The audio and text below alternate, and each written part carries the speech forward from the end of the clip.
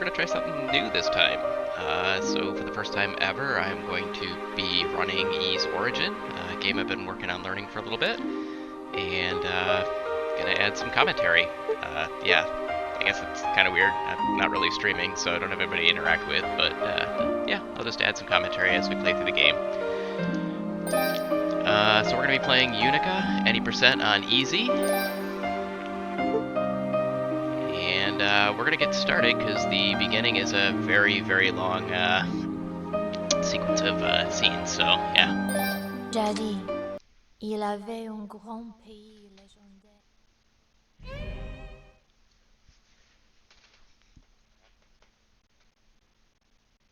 Alright, so we get to skip a whole bunch of stuff because we've cleared the game, and I've got the settings in the menu and the options to disable all movie playback, so I don't know, it saves probably a good 3-4 minutes already, but the beginning cutscene is still going to be about 4 minutes, and then there's a 20 or 30 second battle, and then we'll get another 2 minutes, and then the run is actually going to start.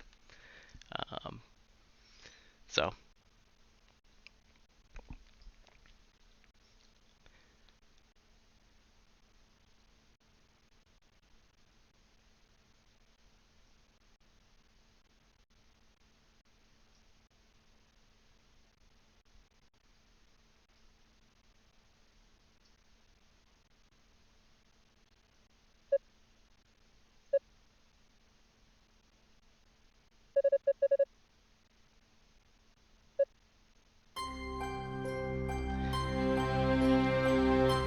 Ys Origin is a prequel to all the different Ys games. It did come out quite a bit later than many of them, but it sets the scene of the world of Ys before all of the adventures of Adol. You'll notice that I'm playing a character called Yunica. Again, this is well before Adol's time. The gist of the story is that demons took over the surface world, and as a last-ditch effort, the goddesses and 6 priests used this black orb to raise a shrine, Solomon Shrine, up into the sky, which is where all the Ys characters live. Then one day, the black orb and the goddesses go missing, and so the citizens of Ys send a search party down to surface of the earth, and on their way down, there's this ominous tower, and it, shoots a blast of energy out at the descending people and kind of scatters them. So Yunica kind of lands off on her own, has this little conversation with the Rototree. The tree says that the goddesses can be detected within the nearby tower. That's where our adventure is going to take place, as we attempt to climb the tower and figure out what's going on, and yeah.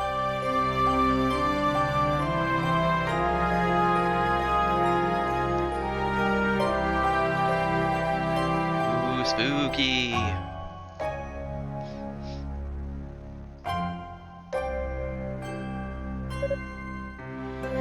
So, unlike traditional Ys games, there isn't much of a world to explore in this game. The entire game is constrained to the tower. There's different, I guess if you want to call them biomes in the tower, different kind of themes as you go up the tower.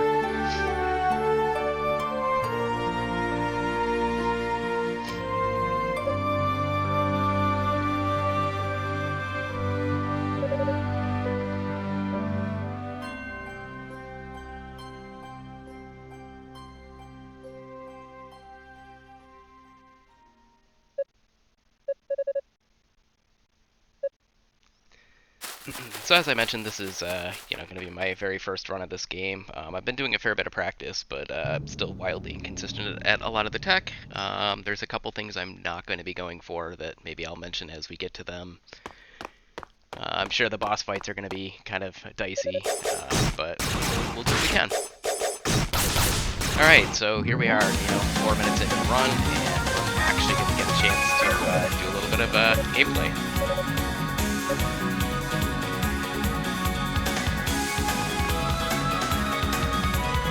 Rejoin some of our friends here. We're being attacked by some demons.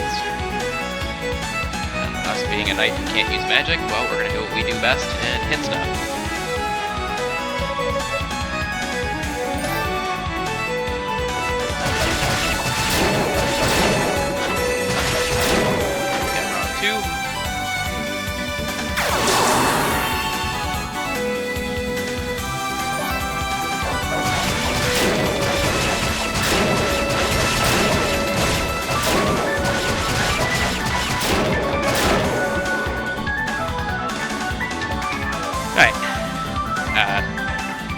Not exactly optimal on that, but now we've got another probably 2 minutes of cutscene, and then we'll actually get into the proper run.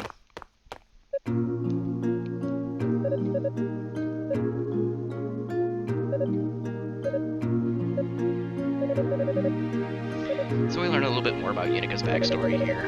She is the daughter of a famous knight who had stayed on the surface when the shrine lifted up.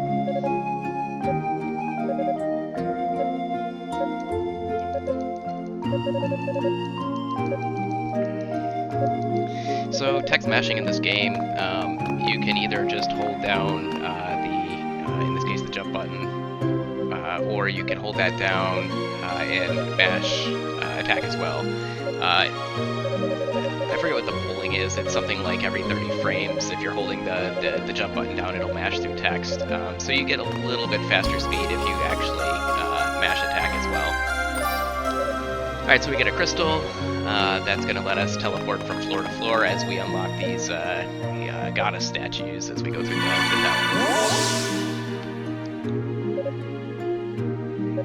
Cool.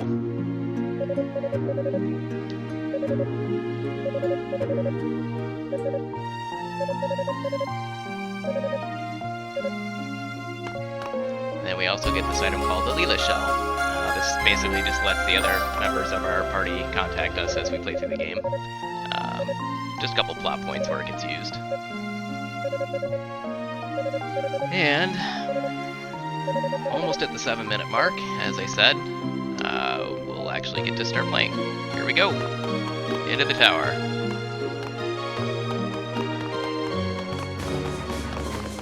So first thing I want to do is kill a couple guys in here. Try to get to level 2 so that we can kill some enemies a little bit faster in the next room. Not strictly necessary. We definitely want to get this level up before we get into some of the later spots. So I usually just grab it there. Alright, so we're introduced into flashing enemies in this room.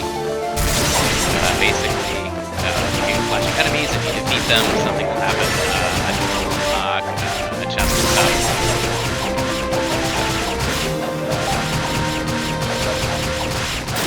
Ideally, we can kind of corner all these guys against a wall. That did not work exactly as I wanted, but that's alright. Alright, we're gonna go pick up our first power-up chest here.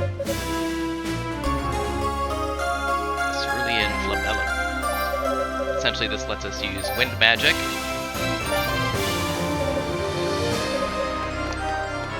Alright, so now we're going to... Oh, I didn't get my boost yet, right?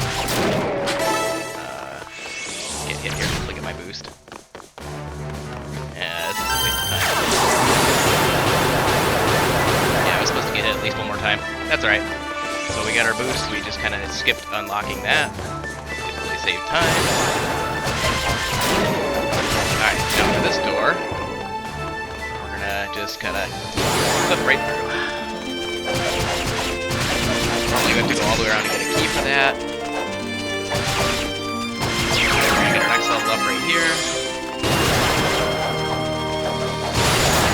And we're gonna kill these guys for another level up soon.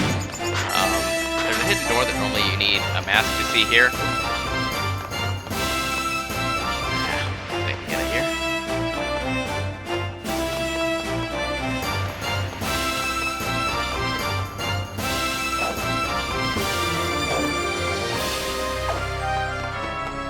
There we go. Forgot I had to normalize that. Alright, so normally you need to defeat a boss and get a Mask of Truth, or I think it's the Mask of Eyes, which would let you see that door and get in here.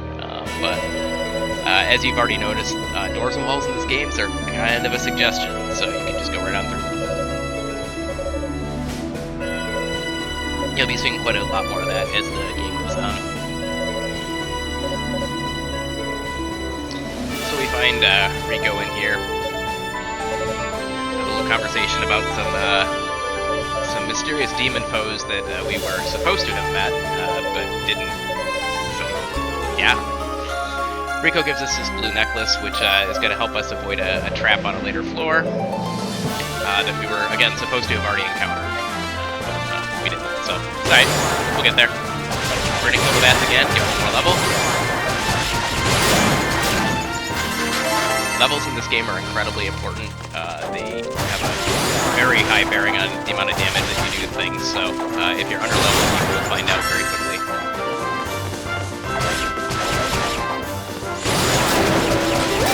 Alright, we actually don't need to kill these guys right now. We can get our levels a little bit. Alright, so the trap that we're supposed to avoid is in this room. Unfortunately, we do have to activate it once. It's going to warp us to a different area of the tower. And we need to go here because we need to get our first weapon upgrade. So we're going to go ahead and go get that.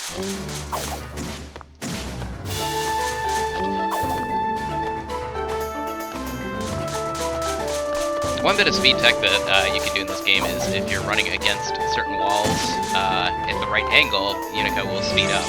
This does require joystick or support rather than D-pad, and it is a pretty precise angle. Alright. Get our first Rota fruit. These can be traded with Ruse in the game for various upgrades and effects and things like that. If I remember right, we're only going to be using 2 of them in our run here. So we're going to come over here. And we got another flashing gun we're going to destroy.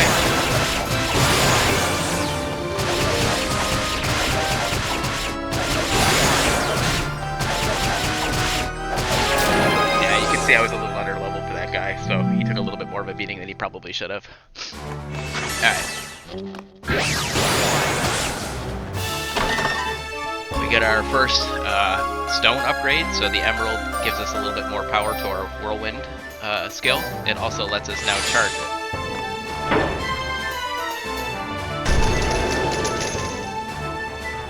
You can actually clip through that door as well.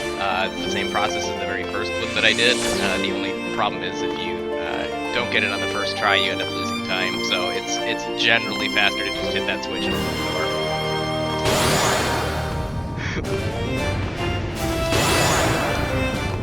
So whirlwind does a little bit quicker as well, so we do try to use that when we can spare the magic. We're gonna open this chest to get the Blue Moon Crest, which, if I remember right, actually doesn't serve any purpose in the run, but it triggers this brew to appear, and we're gonna have a little conversation with him. Realize that we actually can't understand brews; they speak in Runic.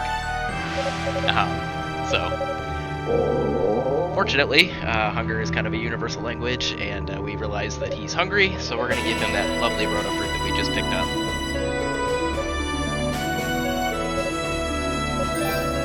And by doing so, he's going to give us a Claria upgrade. So this strengthens our axe. This will be the first of several that we have to get. This is equally as important to the run as levels. Alright, so now that we've done that, we're going to go ahead and equip our necklace and go back to the tower base.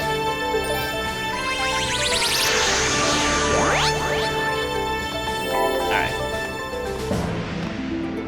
Now we're going to go through that trap and continue on with the story.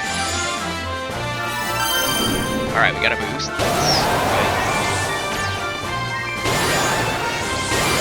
So boosting refills our mana gauge a little bit quicker while we're under the effect. That lets us get a couple extra casts of it, and that's one way that we're able to do that jump right there without actually pulling the lever and getting the blocks up there. So you'll see while I'm playing that I switch between D-pad and analog a little bit. Most of the time I'm playing on analog. There's a couple of fairly precise things where I'm switching to the D-pad just to make sure that I don't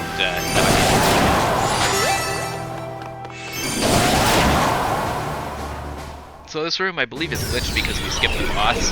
You don't actually see the trap the second time around. It's supposed to look like it did before with the fountain in the middle and a gate up there that just disappeared. I'm not exactly sure which skip triggers this room to glitch out, but yeah, we don't typically see it in the speedrun. Now we have another little cutscene with some other search member parties. Search party members, rather.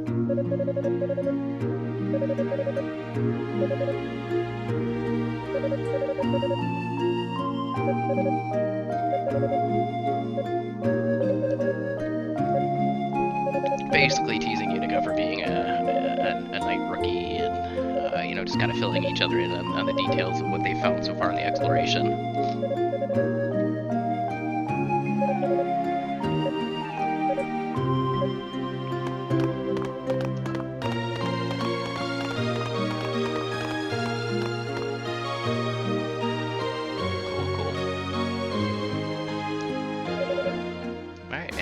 We go to the next half of Wailing Blue. That's get more experience. Here. Great. Alright. Slide.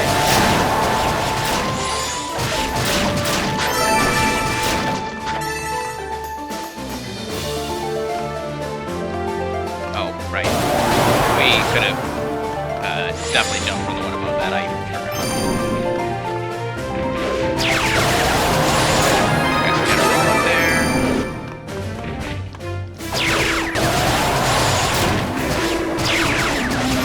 We're gonna get one more level up. This level up is not really necessary. You can see in my splits that I've put a rough level of HP that we want to go into things at. I've generally erred on the more cautious side than this first run, so I'll be getting a couple extra here and there as we go. Alright, so we got 88. That's good. We're good for the boss. We are going to get this key, or the beast medallion rather. This is going to open up the boss room. As far as I know, there isn't a good way to clip into that unless you're playing on one of the original versions of the game, which is completely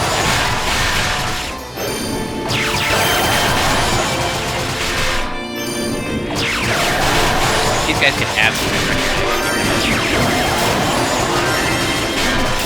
But unfortunately, we got our extra level up, so they were pretty easy.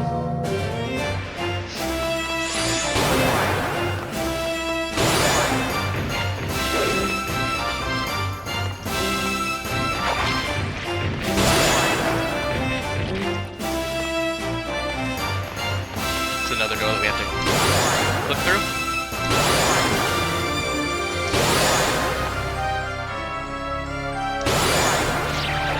Fortunately, this will give me a little more trouble.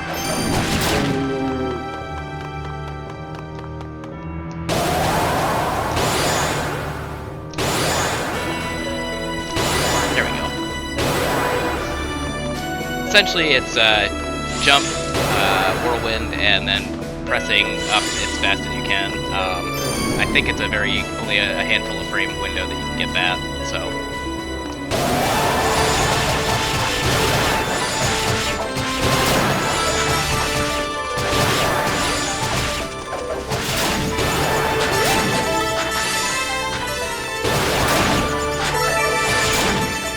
We are going to save our first for the boss in this case. Probably don't have to. I think the speedrun actually uses it to traverse the hallway a little bit quicker.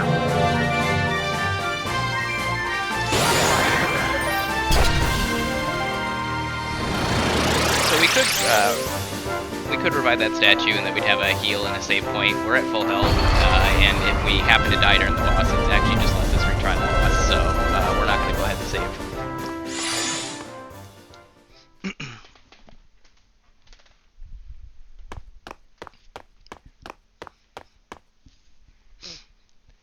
This split is this Dharm Tower. The whole background music there is a rendition of the Dharm Tower theme from other games in the Ys series. If you played them, I'm sure you recognized it. Alright, so for our first boss, we basically just have to hit him in the mouth a bunch of times and get him to freeze.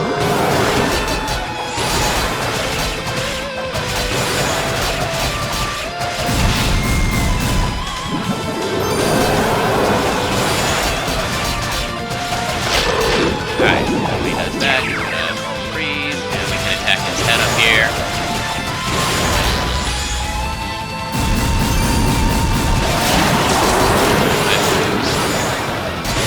We want to try to freeze him before he does.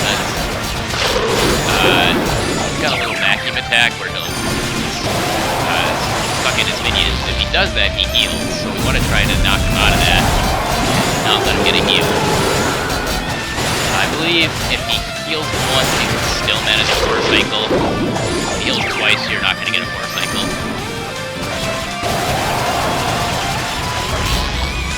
Okay, so hopefully we can keep him from healing.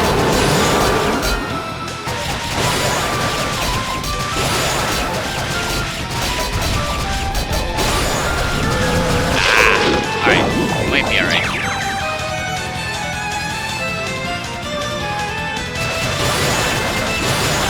There we go, we got it, good. I guess I'll split. Split the level up. That seems like a good spot.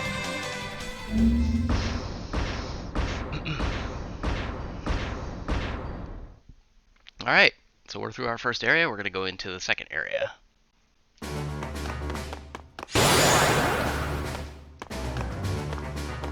Ugh. Yeah, I'm not very good at finding that precise angle yet, I gotta work on that. But yeah, you'll notice sometimes I just kind of zip along the walls, and that's what it is. We are going to activate this statue because we can go back to it. The first thing we're going to do is go get the gem that lets us run.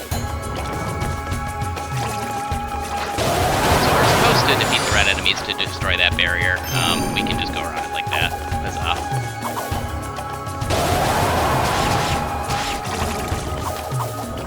Alright. And there is our silver bracelet. So this gives us the ability to run. I've got the game set up to just automatically run as soon as we're able to. So from now on, we're just going to be zipping along.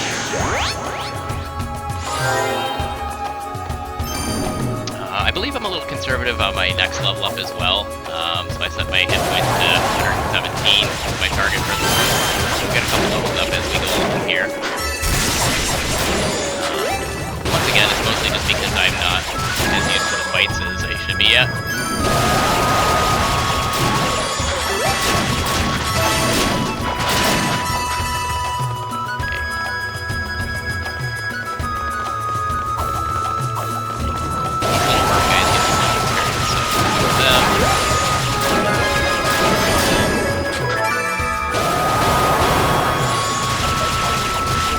There's a switch that would activate that platform. We can just run right over it, so we're good there. This is a little bit of safety armor. We don't need this in easy, but we're going to go ahead and get it anyway. We're right here getting some levels anyway, so this is my first run and all. Most likely I'll cut that out for the second run.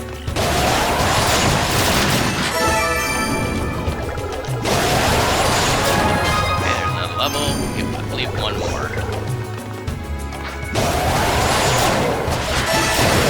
Should be good.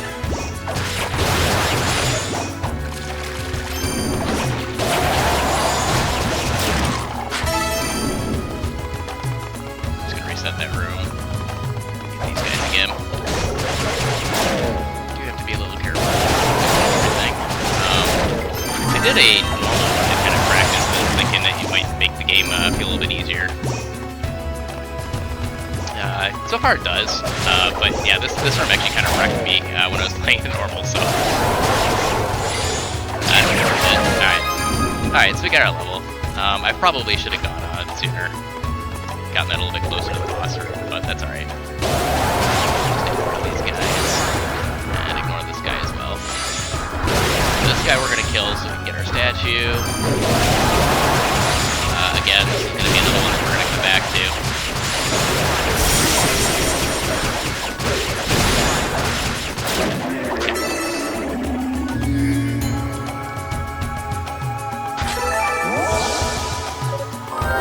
So, same thing, if we happen to die in this fight, it's just going to bring us back to let us retry directly on the fight. So we were supposed to have met this girl previously, back in Wailing Blue. This is our first time encountering her.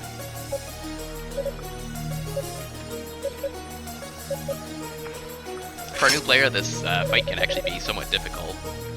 She's fairly aggressive, and it's difficult to find openings to get moves in. The actual trick is to bait her into doing her shield a lot, and I'm not entirely sure how to do that, so you'll see on both, or on this fight, that I just kind of played a little bit carefully. Oh, well, that was unfortunate. That little dash move is actually one of the best openings you're going to get for her. You just have to dodge it and then not run into the flames like I did.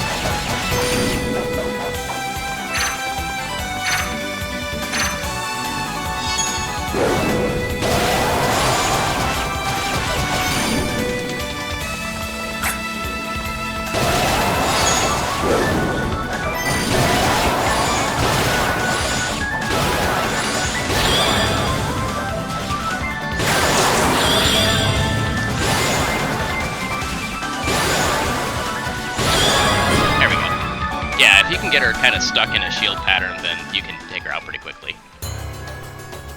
Right, should probably split there, huh?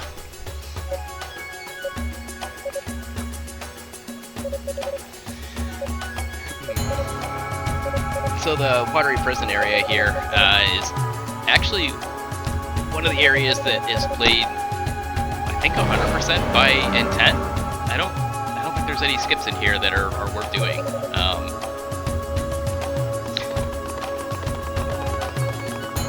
So we got a bit of more cutscenes here. We're gonna come up and get the water dragon scale, I think it is.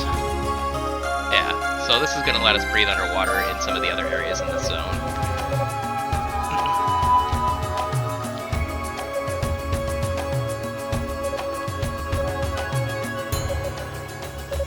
And while we're kind of talking to ourselves here, the Lila Shelf rings, and we're summoned back to base camp.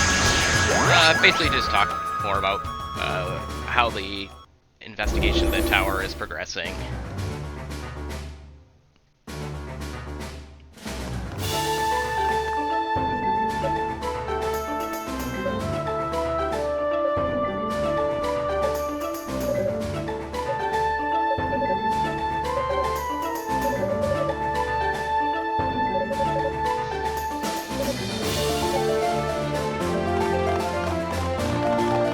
Yeah, we get some more recruits.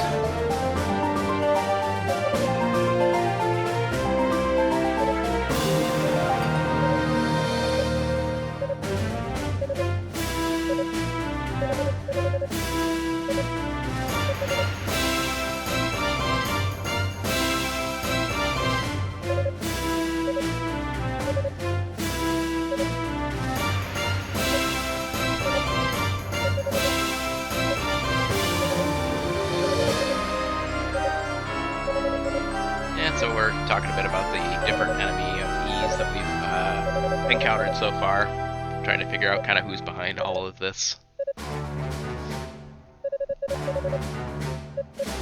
Our friend Rico here is asked to stay behind. He can reinforce our weapons, but we need to bring him Claria ore. The first one, he'll give it to us for free, so as soon as this cutscene's over, we're going to rush right over to him and upgrade our axe again.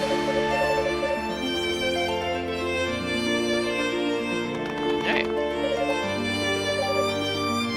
He kind of explains how it works. Yunica, being not a magic user, kind of gets a headache from that, to just get on with it. So, get our first upgrade. Or second, I guess, right? Ha! Alright, our axe has now been strengthened. We find out now that he needs a new piece of clariot ore each time, so as we find them in the tower, we'll bring it to him. And we're going to go right back to our flooded prison. Very important that we remember to equip our water dragon scales here, or we will absolutely die in the water. So.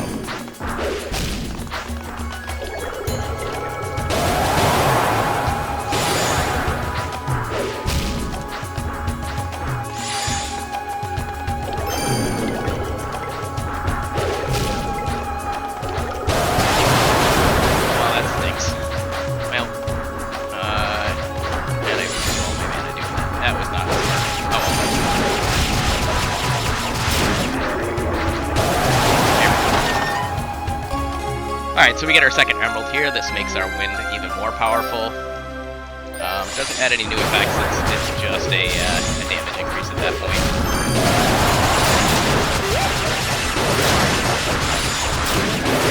Next boss, we're going to want to be a little higher level. Not really worth a lot of time in here. There's actually a room coming up that we can do some power leveling in.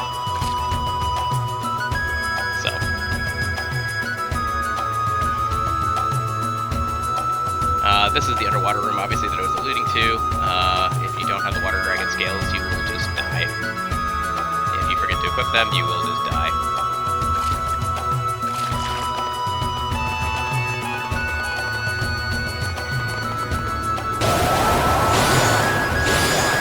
We're going to go ahead and unlock this statue as well. Another one where we're going to come back to. So these guys can't actually be damaged very well by wind. So we want to try to fight them. They also have a tendency to want to run all the way over here, which is extremely annoying.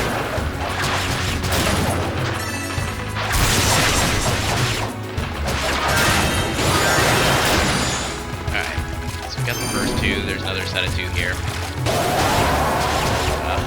So it's going to do it to me as well, I guess. Alright.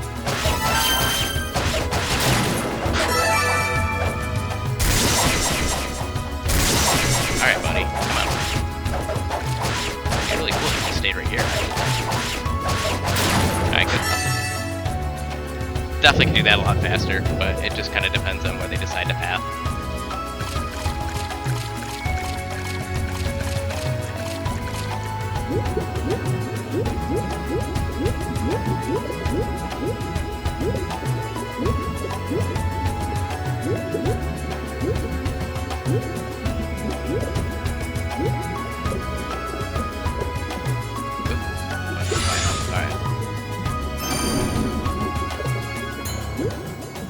Alright, so in this room, we're going to go down and get our next Rota fruit.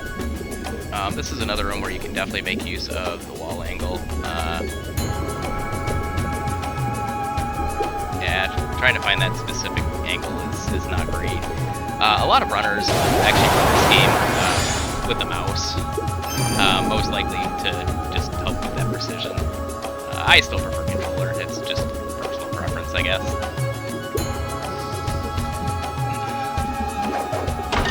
Alright, so we got a Rota fruit. We're actually going to skip the roux that this is intended for, and we're going to be giving it to the next area's roux instead.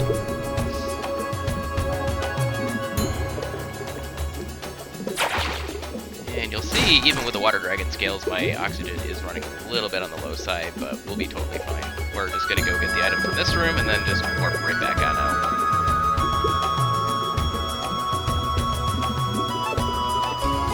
Alright, so we get the 11 Strike Warhammer. This gives us our second ability, Bolt's Crash. Alright, now we're going to warp back to our statue. So this is lightning magic. We have to re-equip the water dragon scales. I have absolutely forgotten that before, and you will die in the next room. But yeah, so now we have lightning magic. This helps us defeat certain armored enemies.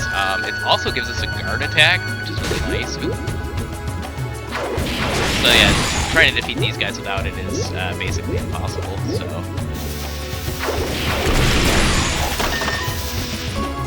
We're gonna go ahead and get the arthropod medallion. Again, this will unlock the next boss's chamber.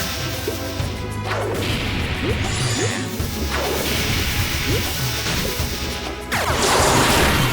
gonna boost because I have absolutely botched this. That'll help get the magic back so we don't have to recharges.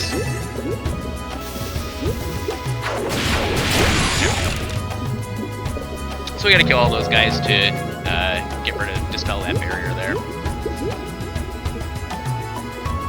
Okay, now we're just gonna float up.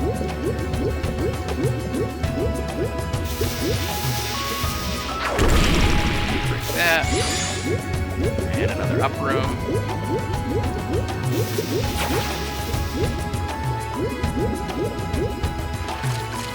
Okay.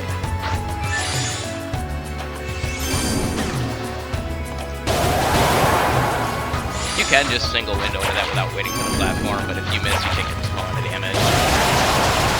This area here is a great spot for power level. This in the next room. These guys are worth a ton of XP. And a lot of them in a small area, so this will be where you can try and clear levels for this boss.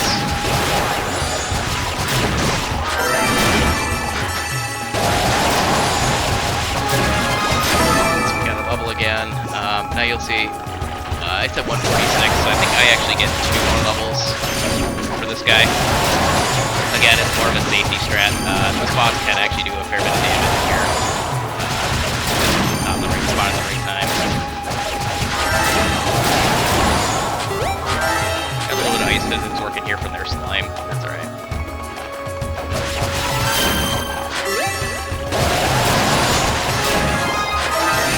Okay. This is absolutely overkill. I think the world record goes 2 levels lower than me. But for me, it's worth the extra minute or so of grinding, so that hopefully I won't have to retry the boss at all.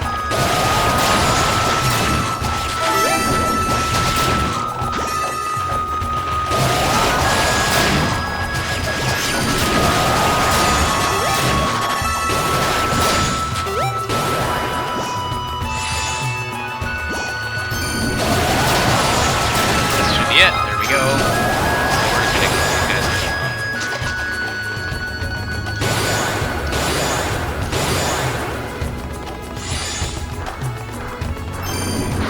And now because we hit power level, we can pretty much just tank these guys.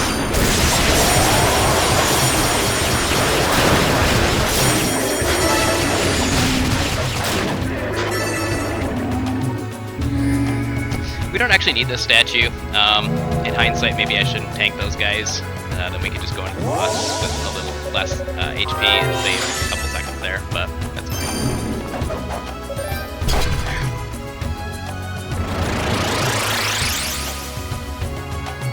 Alright. On to boss number 2. Technically, I guess, boss 3?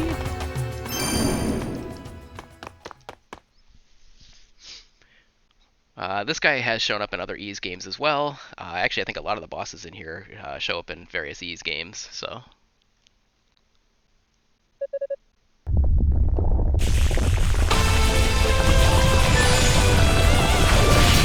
so while he's up here, we can't really hit him with anything except our lightning strike, so we're going to use that a couple times.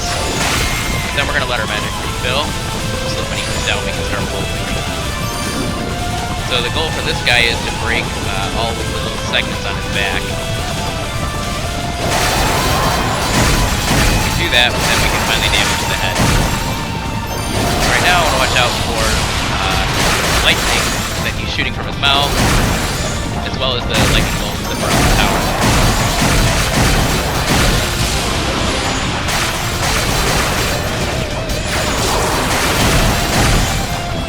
Once you start breaking a lot of these, you start throwing eggs.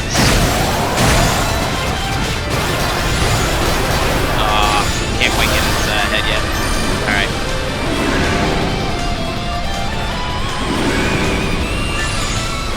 So while he is in this form, we can't hit his head, but we can try to get... Rather, we can hit his head, it's just much harder to damage him. Yeah. Piece. Alright, we broke the last piece, so now we we just have to go for his head.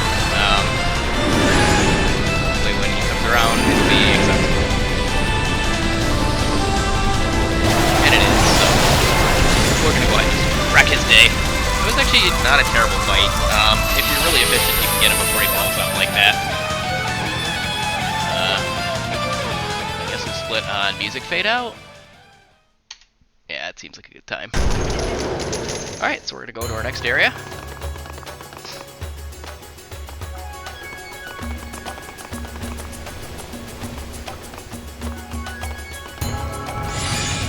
This is the Guilty Fire. We will need this statue. First thing we're gonna do is go left. And we're now gonna try to get one more level up. Make this next fight a little bit easier. We're gonna kill these guys. And there's another match of them over here, I believe. Hopefully this will do it. May not. There we go. Great. Perfect. And so we find one of our search party members, Yunica, here, surrounded by enemies. She somehow teleported on here, so we could have Mickey style, I guess. But we're gonna go ahead and just take care of these guys. Save the day. Dashing Knight Yunica.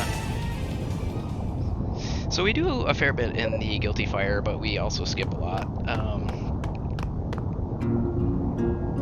We've got another fairly long cutscene, probably the longest in the run, maybe second longest, at least in my run. Coming up.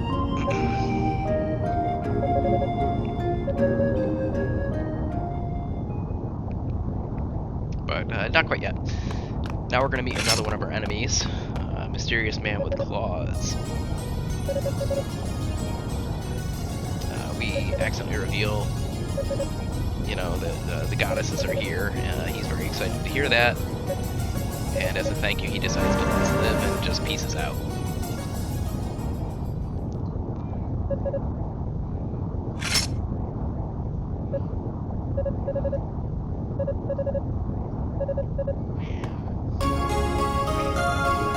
Alright, now we get the Red Moon Crest from Yunica.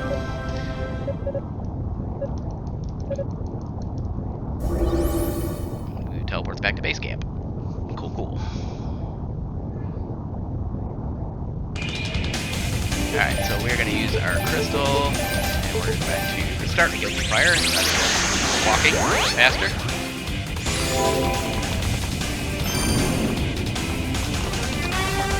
Insert that conveniently right here. Just lets us continue into the area.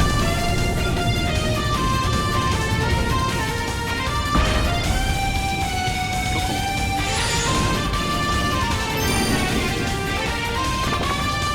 There's a whole bunch of stuff that we can get item-wise, and we're going to ignore most of it. So here we're just going to go straight on here.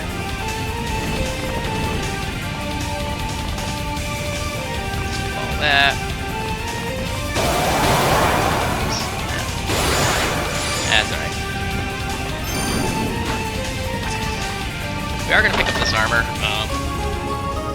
I think it's a safety strat. I haven't tried without it yet. Just to be on the safe side, we're going to grab it. These guys can be really mean if you don't bully them. Yeah, those spinning discs really hurt. This is another spot on normal that I unexpectedly got my butt handed to me, so.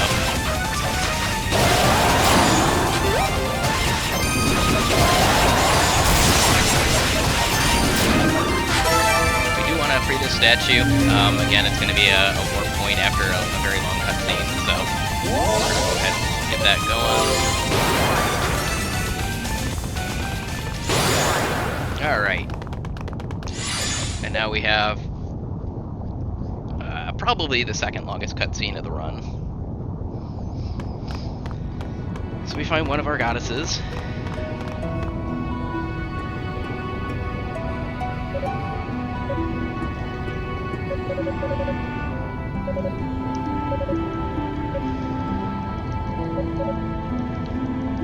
who basically tells us to get the heck out of here.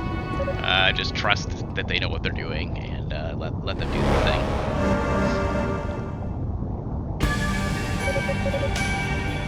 We meet another one of our enemies, Magician. Oh, and there, of course, is our friend Epona. And another guy with an axe. Again, we were supposed to have met him earlier.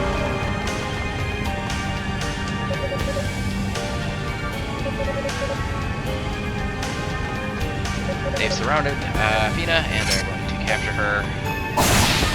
We try to intervene and get smacked back with an axe. Just absolutely eat it.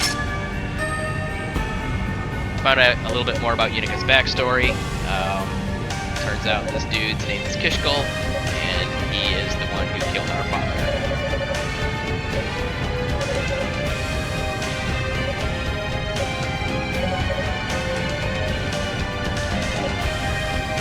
Yunica is, obviously quite upset about this revelation, so she's just gonna go ahead and just charge right on in and, show this guy who's boss. This is meant to be an unwinnable battle, so we just kind of throw in ourselves into the ice and get it over with. If you power level enough, I believe it is actually possible to kill him there, but then the game just treats it as if you lost anyway. It still plays out the same. I think there is a little bit of extra dialogue change, but for the sake of a speedrun, we just want to get that battle over as fast as we can. Get back on with the cutscenes. Fina basically says that she'll go ahead and go with the bad guys as long as they let Yunica live. Before getting escorted out, she gives us the silver harmonica, which will come in handy in a little bit.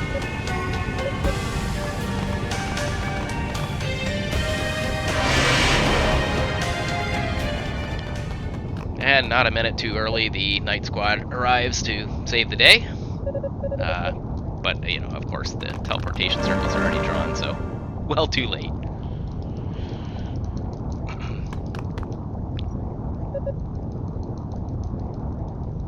We go back to base camp. Yunica is very downtrodden at her sudden loss. She realizes the difference in power level is quite significant. She kind of questions why she's even here and what she should be doing.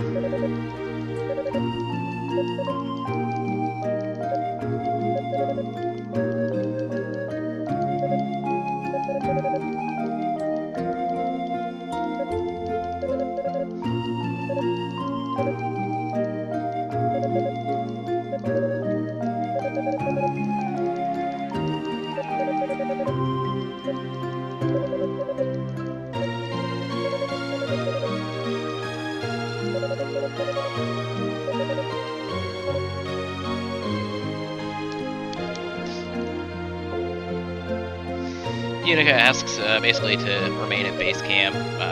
She doesn't feel like she belongs here at the tower anymore. The knights do respect her decision, and yeah. So now we just have to go around and talk to everybody real quick.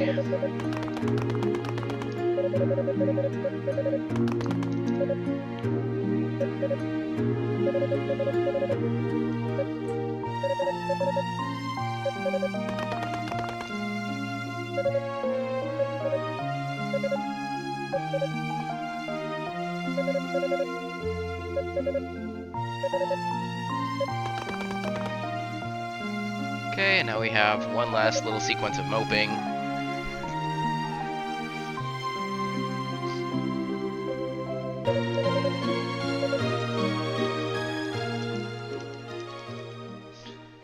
And we learn even more about Unica's background, and how as a child she kind of snuck into the goddess's area.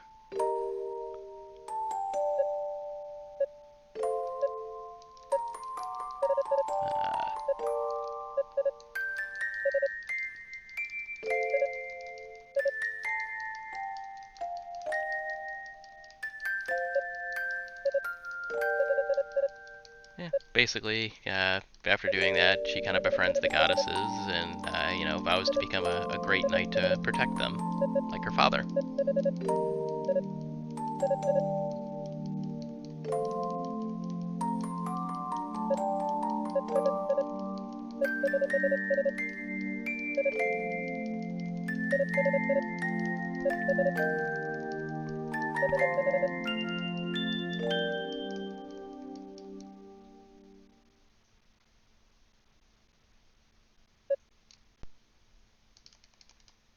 And here comes good old Roy, our friend Roy, to save the day.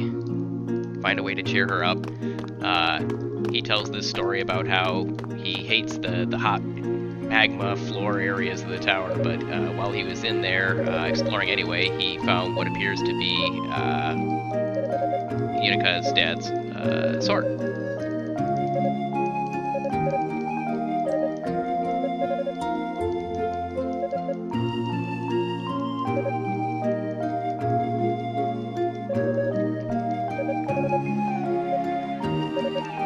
He basically, gives her a nice little pep talk.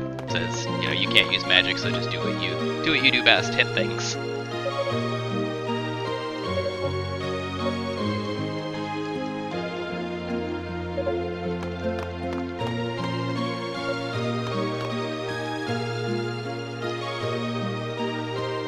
So with our renewed resolve, we're gonna go ahead and go back to the tower and pick up our sword.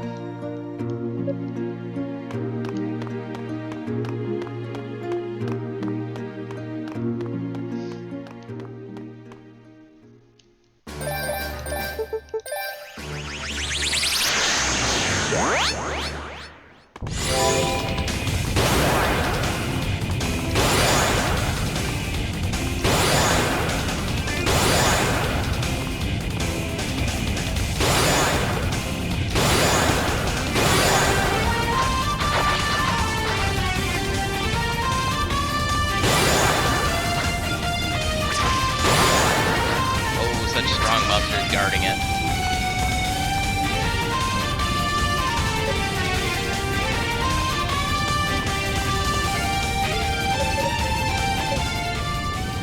And so now we have one more short cutscene where Yunica reunites with her dad's ghost for one final little pep talk.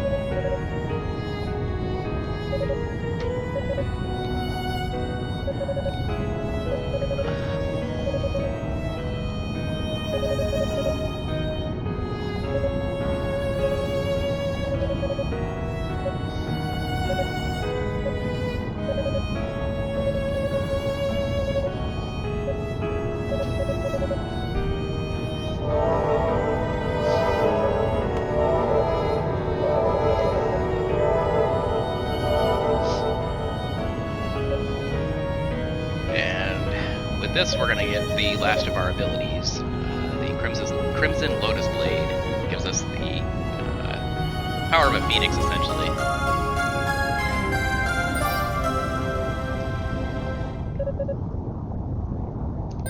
Yeah, Phoenix Flame.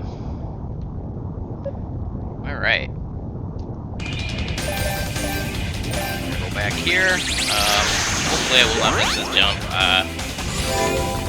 We'll try this a couple times. Alright, got it first try. Alright, we'll take it.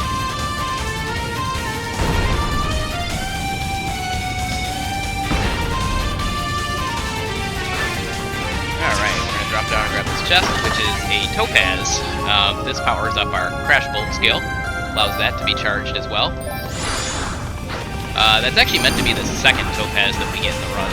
Or not the run, but the game. But we skipped the first one. To get that one, you would trade the Rotafruit with the fruit from earlier. But we have a better use for that Rotafruit later on in the game. It saves a lot more time to just skip him.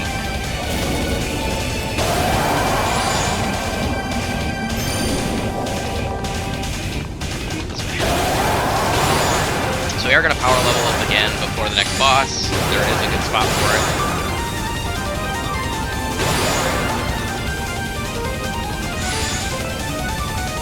For now, we're just going to kind of march on through.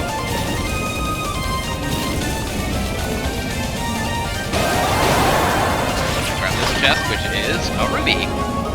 And if you couldn't guess, this powers up our Phoenix Flame skill. Again, allowing it to now be charged.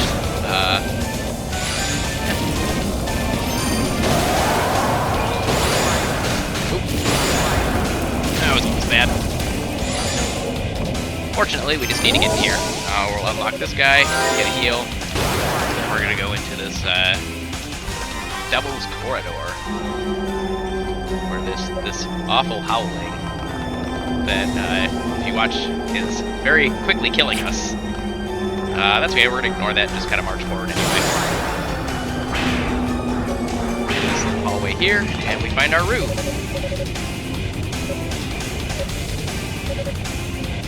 And this is where we give that rotafruit that we've been saving from earlier. This little room plays us a happy little song.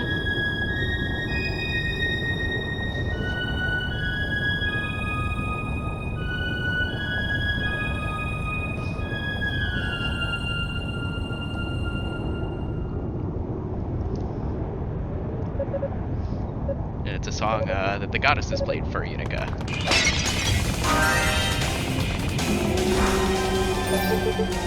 That gives us the idea to play the harmonica here.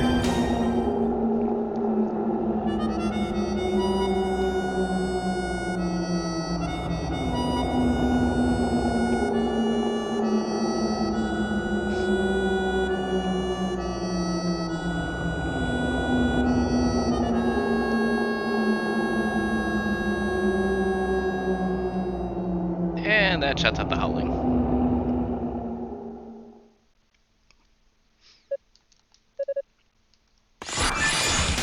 Now we just gotta kill all the bad guys. There's a lot of them.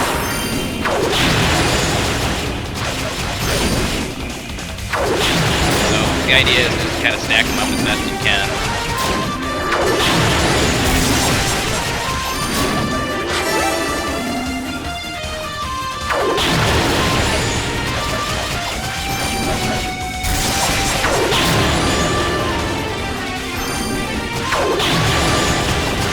Good shot there.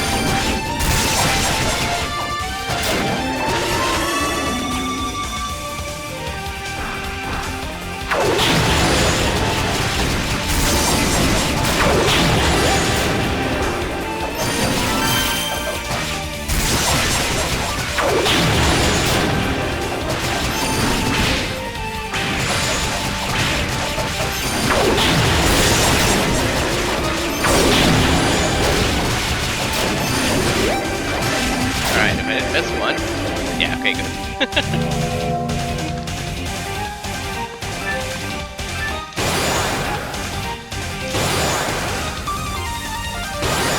Alright, we're gonna go up this way.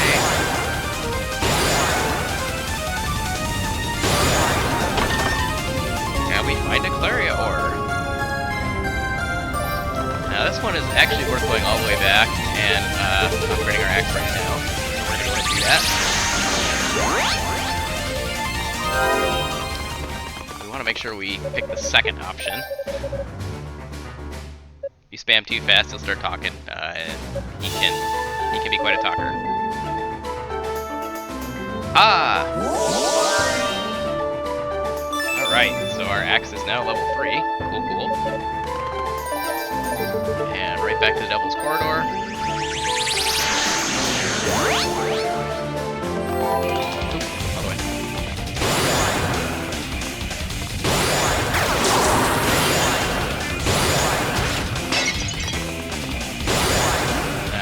Get that.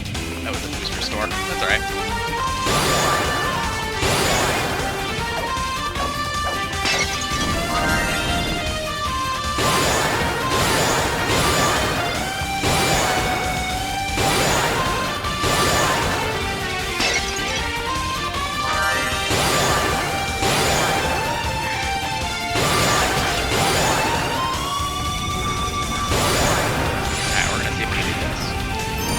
Okay, well, that was not great. I completely missed the launch pad. No, we'll just go the long way of shame. My bad.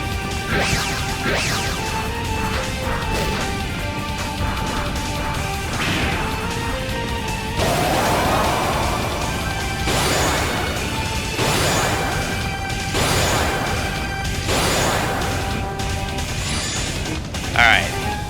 We're coming into the area, we're going to go ahead and power us up a bit. So I'm going to level up until my HP is 181. Again, probably overkill.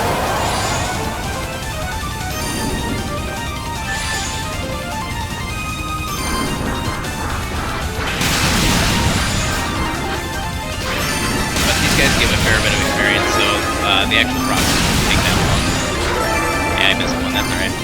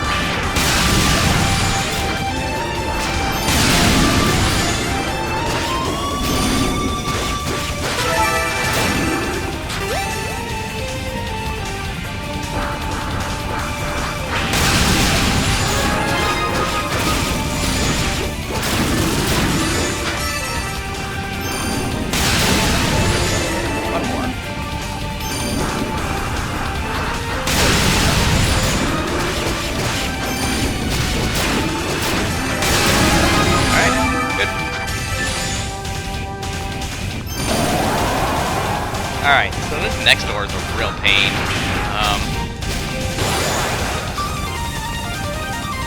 As far as I've researched into all the different guides and stuff, nobody really understands how this door works exactly. I've got a setup that, I wouldn't really call it a setup, it's just seems to be the most likely to let me through at some point. So, we're gonna go ahead and just do that. And we'll see if it works.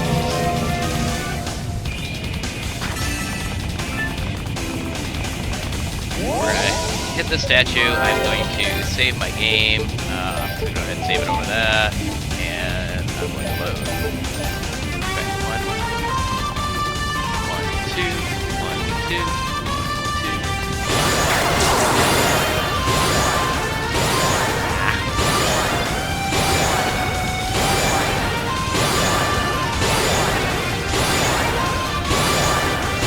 There we go. Alright, well.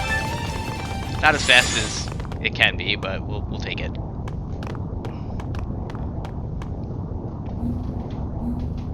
Alright, so now we're gonna fight the construct. We completely skipped getting his orb because we can just kind of jump right through that door. It's metal, I guess, not orb. Alright, so this guy, you want to take advantage of your guard on the lightning here.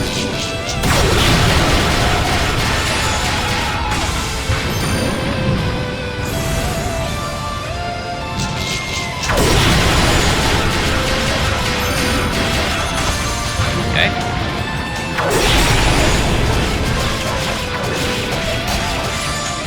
Should get his arms. Aw, I didn't do enough damage. That sucks. Well. Yeah, hopefully that will do enough.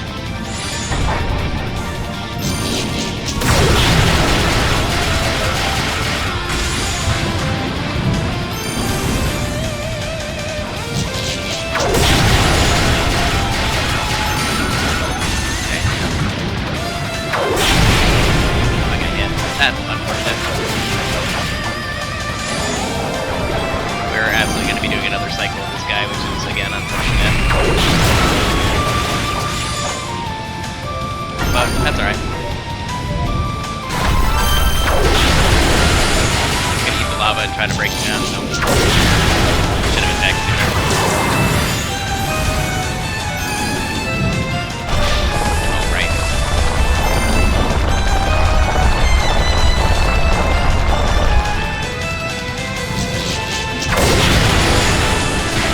Boy, yeah, this fight's not going great. Oh, this fight's going terrible. Alright, well.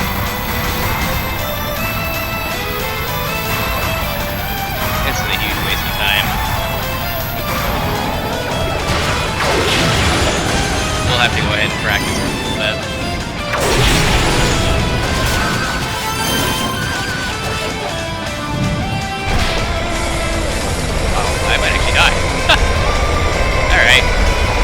definitely be repeating this fight. That's really unfortunate.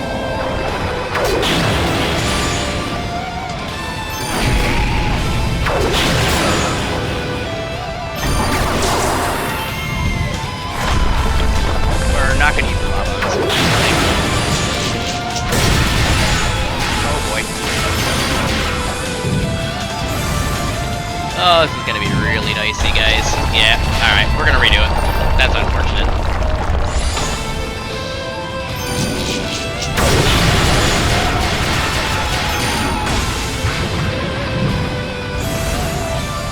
Hopefully this goes better.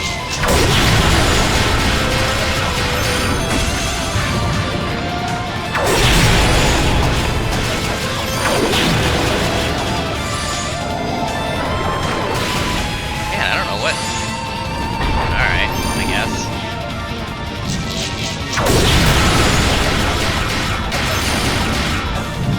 Oh man.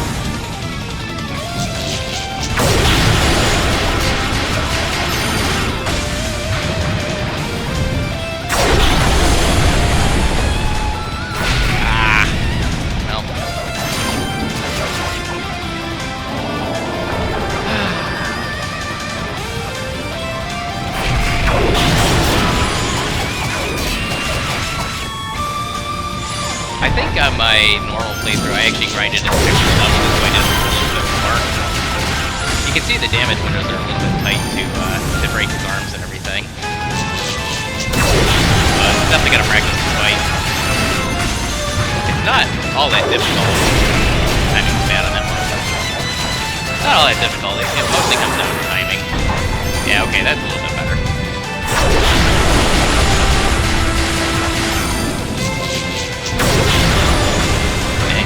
Okay.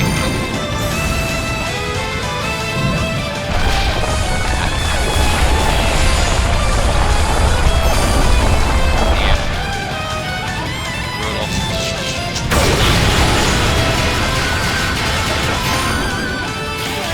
Come on. I needed just like one extra hit. I think at this level I need to use the elemental swing a little bit more as well.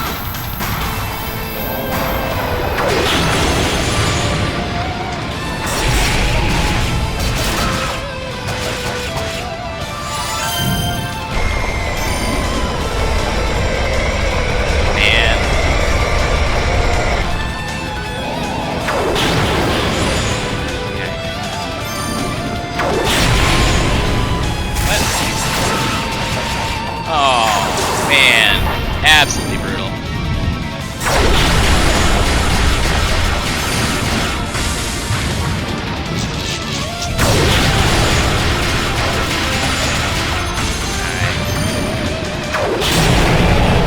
Alright. I mean, I guess I'll take it. That's gonna be an easy split to improve on.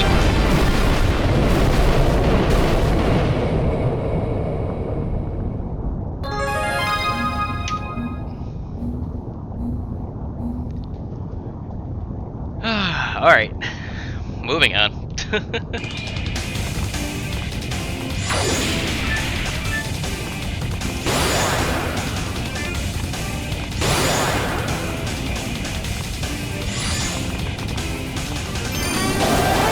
Next area is Silent Sands. This is where the game starts to get really crazy and broken.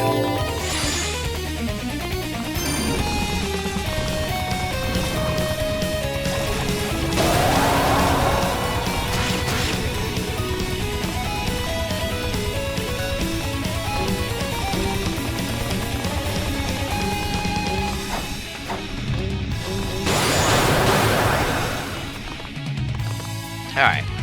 Hopefully I can do this jump right.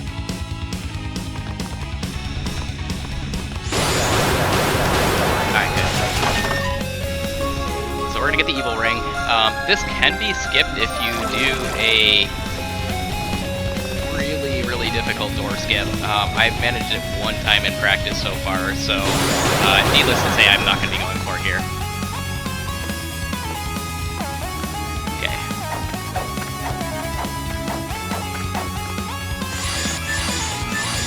These guys hurt a lot. In normal, they absolutely wreck my day.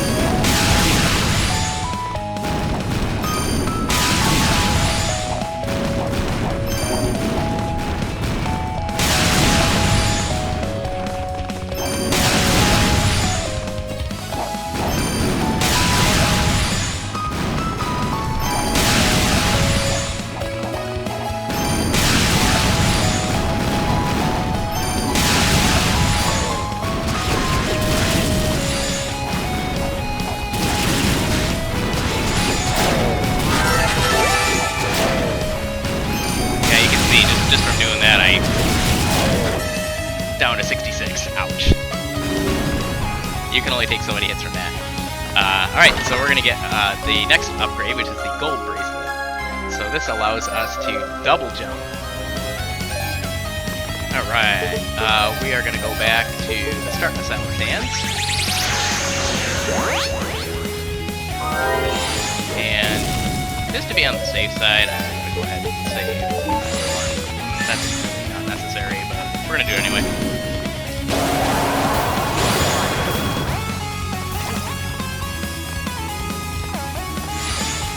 Say hi to the Roo. We will not be saying hi to that Roo. I forget what he gives you.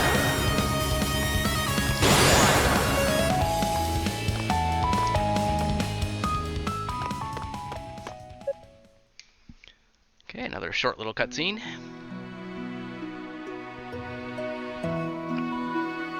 We find the other goddess, Rhea.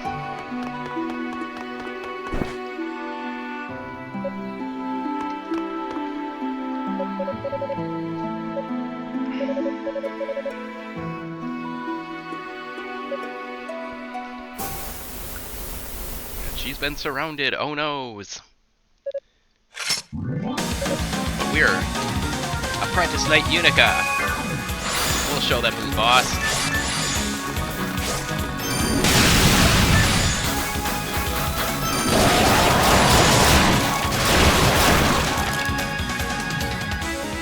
Easy peasy.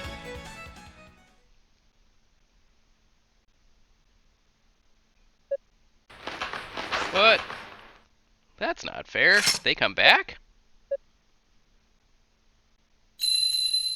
And, you know, Goddess does what Goddess does.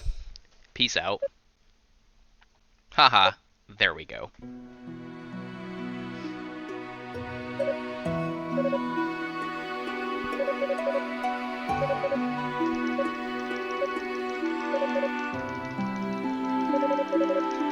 So basically we find out that Fina was actually being a distraction so that Rhea could continue the journey on with this black pearl orb thing.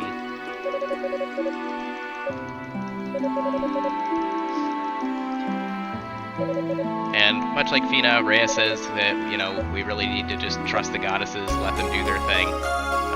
She takes the silver harmonica from us, but gives us the silver chimes instead. The silver chimes is what she used to permanently destroy those little skeleton monster things. So now we can do the same, only we have to do it with our axe and, you know, not just a blast of magic. Alright, so we're going to go ahead and equip that. And I almost forgot, we're going to go ahead and equip that half-link we picked up earlier. Probably should have done that a while ago. We're going to power level a little bit in this room. These little scarabs are actually worth a ton.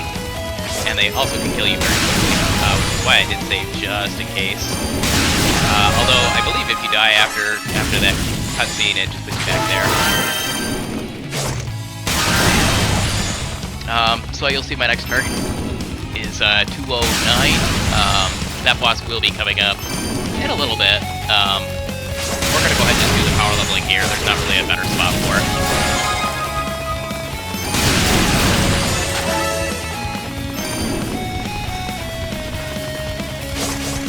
This whole section can actually be skipped with that door skip that I mentioned earlier. It skips a whole area, a very long cutscene, a boss. Essentially, if you manage to get the cutscene or the door skip, it's probably a 20 to 30 minute time save. It's pretty ridiculous.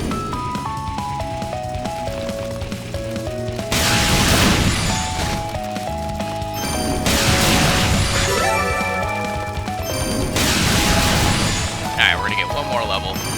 Again, mostly just to be on the safe side.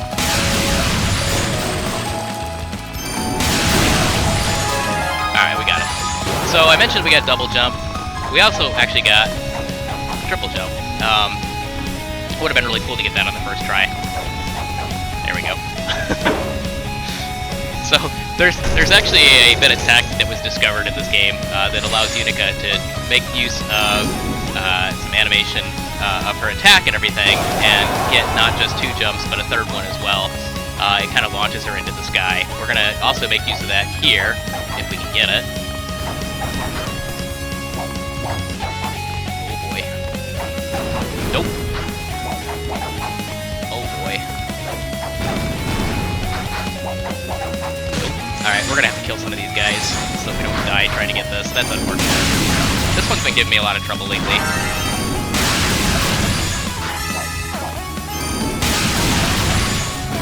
It might actually be faster for me right now to just go the regular intended route through this, but... There we go. So, basically, it's something to the effect of a... you press jump and then attack in quick succession, try to keep them down for only a few frames, and then about 20 frames later you press jump and attack at the same time. And then you can do it again, and you'll get that extra launch. The timing is very funky on it. It's tough to get a handle on.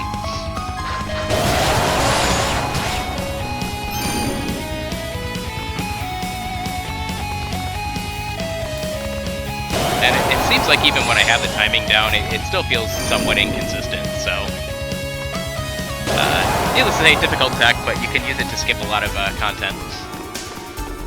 So that door that I was talking about, if we head to the left there instead of over here, we can skip this whole area.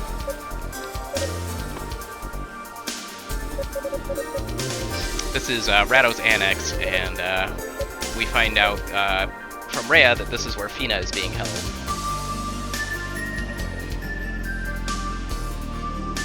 So again, this whole area, basically starting the timer now until I get the Crimson. Or no, it's the Amber Key at the end of this, is completely skippable, but takes basically a triple jump followed by an additional attack that you'll see a little bit later. So it requires the triple jump to be successful, just to set up, and then once you've got that, then you basically have to do a triple jump and then some, and then hit a door at a very specific angle, and ideally it'll let you through. Like I said, I've gotten it one time in practice. It's very difficult. And unfortunately, even though it saves 20 or 30 minutes, I'm not consistent enough to get it in 20 or 30 minutes, so it'll be a while before I attempt that in a run. Plus, there's definitely a lot better time saves still, even with just some of the boss fights, like that last one. Aha, you fool, you have activated my trap card. So here, we once again see Zava, or I think we get introduced to her as Zava here. She is the sorceress that is in leagues with the bad guys.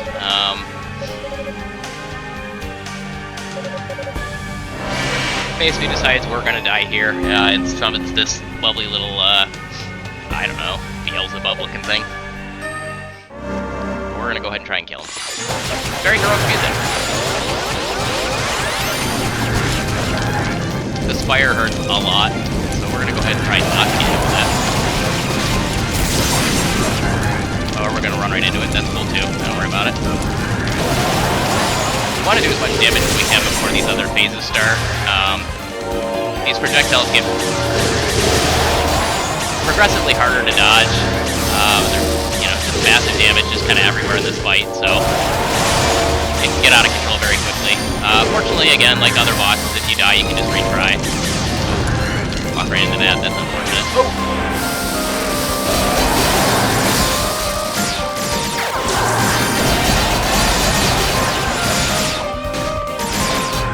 Get out of there.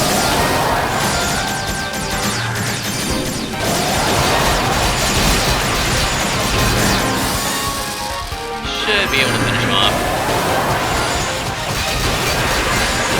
Yeah, there we go. Not too bad. Again, I think I go a level or two higher than is recommended, so it's mostly just a safety strat. We'll go ahead and split there, let the music fade out. Try to keep that as our consistent split time, I guess. This cannot be! Wow!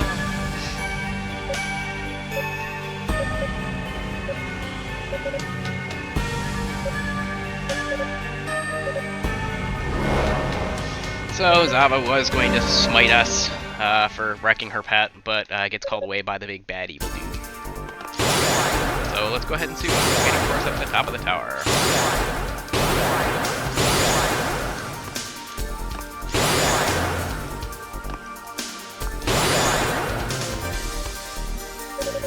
Whoa, what's that? Even more cutscene? Excellent. So yeah, this whole sequence is the longest cutscene in the run probably. We do get a little bit of gameplay in the middle of it, but essentially there's a pretty lengthy bit of time here that we just have to unlock this door and see more cutscene. Also, for whatever reason, in Rado's Annex here, magic is completely sealed off, so we can't just use our crystals to teleport out of here. We're gonna have to walk back down the tower each time.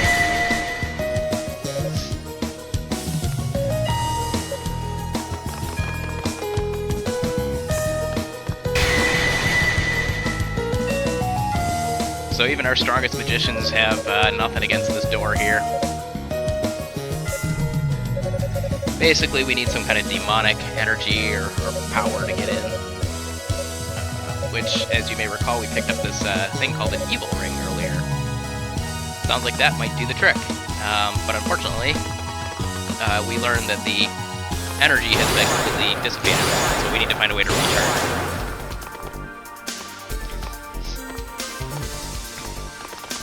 Fortunately for us, the key to doing that is actually right below us.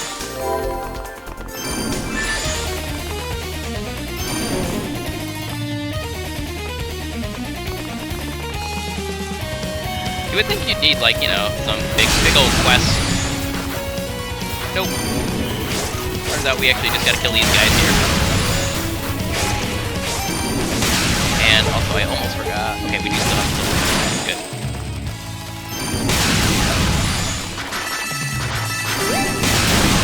So we just kind of funneled them down there. Our evil ring's power gets restored, and we go right back to the annex.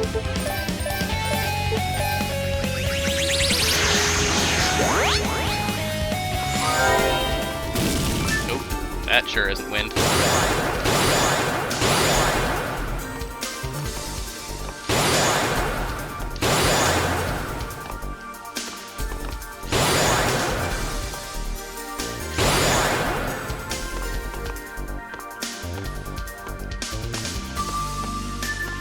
So now we just have to equip the evil ring, but if you do that, you will die. So instead, we equip the evil ring and that blue necklace that we got from Rico way back at the beginning of the game that helps kind of offset some of the evil power. It's actually kind of a funny little gimmick. The first time you play this game, you're more likely to just kind of throw that evil ring on and just die.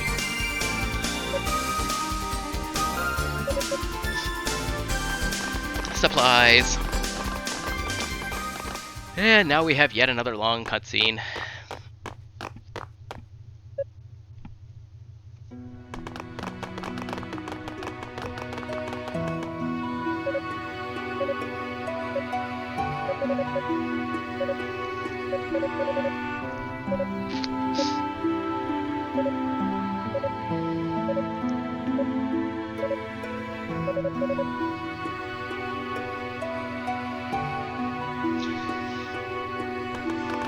So I hadn't timed it before. Now that I'm actually running live split, kind of looking at the time off to the side, I guess this that door skip may only save maybe closer to 10 minutes, 15 minutes.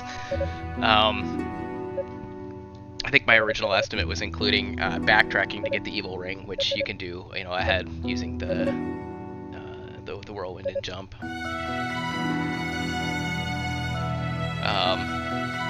Also, in your casual playthrough, you end up going back down to the base of the tower and talking to some folks down there and kind of figuring out everything that you got to do there. But you can still see this whole entire area is completely skippable through that door. So eventually, that is a thing to try for.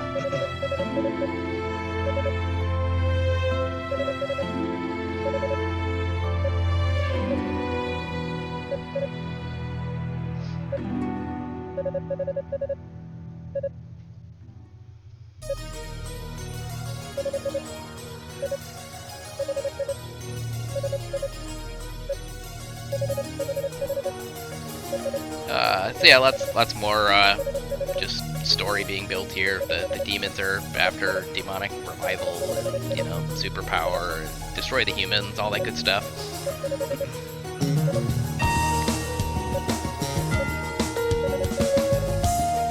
essentially the goddesses came down on their own to try to seal off the power of the demons. But they can't do it with their power alone, so they brought the Black Pearl, which was the artifact that was powering the flotation of the Solomon Shrine and everything. And obviously now the fear is that the Black Pearl is going to end up in the devil's hands, which would not be a good thing.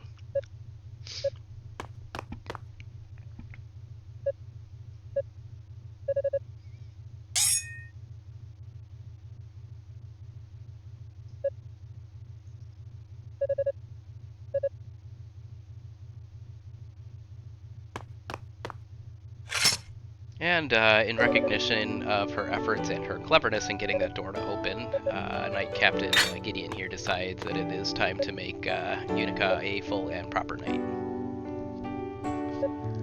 Huzzah, Sir Yunica Tova. The game does actually specifically refer to her. I believe the goddesses call her Sir Yunica Tova as kind of playful banter. So.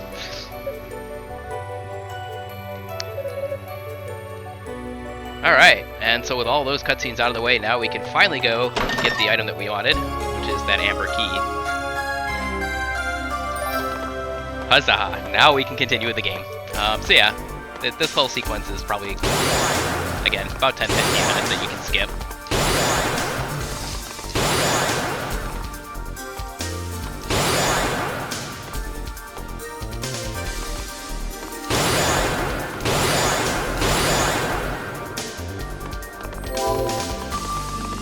Alright. There's actually a whole bunch of skips that are coming up in this section. I'm not going to go for most of them. Unfortunately, I'm not consistent enough for them to save time. This is the door right here. So basically, triple jump up to that torch and then go up the wall. If we run off to the right there, we can do a triple jump up off the side wall and get up to the upper floor, or upper section of this area.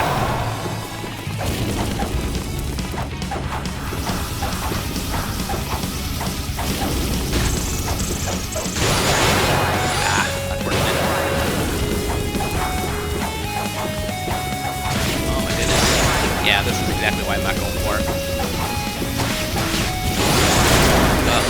My triple jump is not consistent right now. There we go. Most of those attempts were me hitting the simultaneous buttons way too early. If you don't get the double jump, you're going way too early.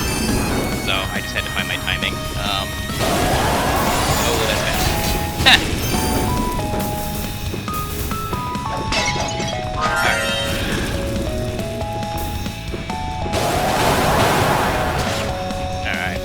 Our health is a little precarious, but we're gonna just go for it and hope we don't end up back at Rado's Annex again.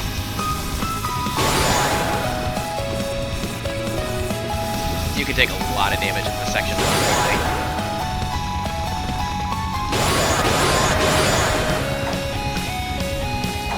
Alright, good enough.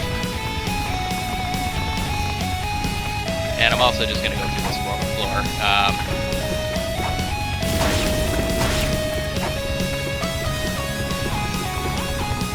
Get another Claria ore.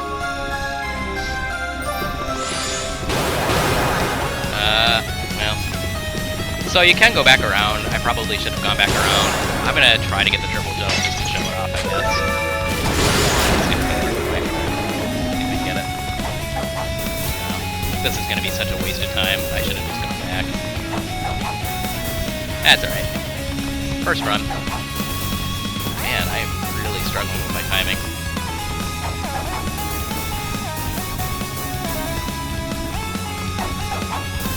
Oh boy.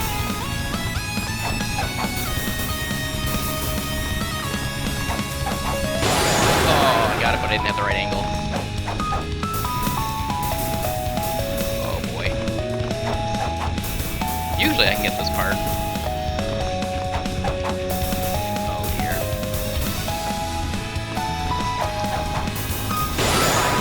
Alright, another slit that's going to be very easy to gold next time, by just sticking to the plan.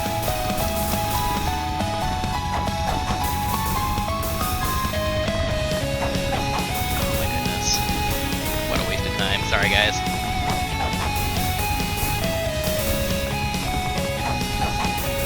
Goodness. Two of them.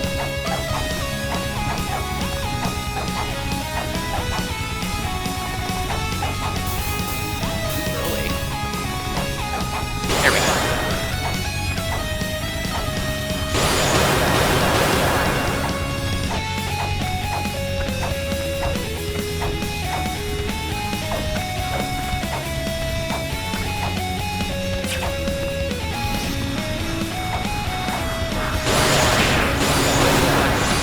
Scary.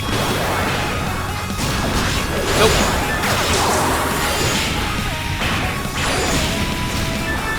Oh, that's very, very scary. I gotta get to the next screen without dying. Okay. At least now if I die, I'll start here. That was scary. So the goal is to get level up or 2 here.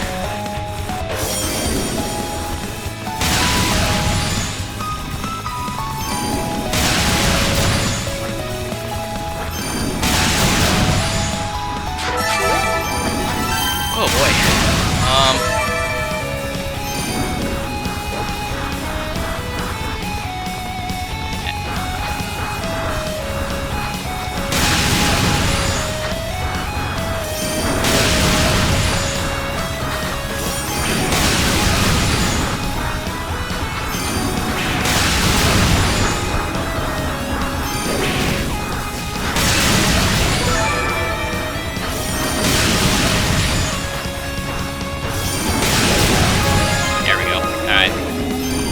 That's good enough.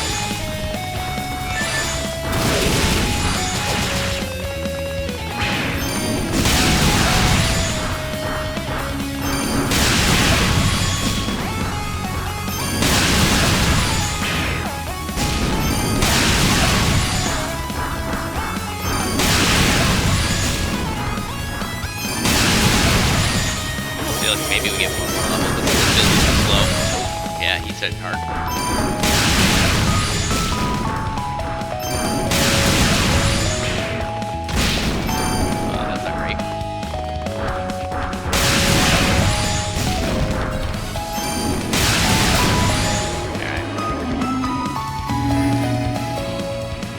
Yeah, I'm not entirely sure. I think I might be one level lower than I should be. Alright. Alright, I'm gonna save just in case I don't get this. You can skip this door with a triple jump. I am not consistent. I haven't been getting it in practice, so we're just gonna go ahead and open the door. That's why we went and got the medal. So this split is called Bosses Are Suggested 2, because you can actually just very easily skip this guy. I say very easily, but I have to get a triple jump. Because I can't do the wall run. It's very good. Oh my goodness.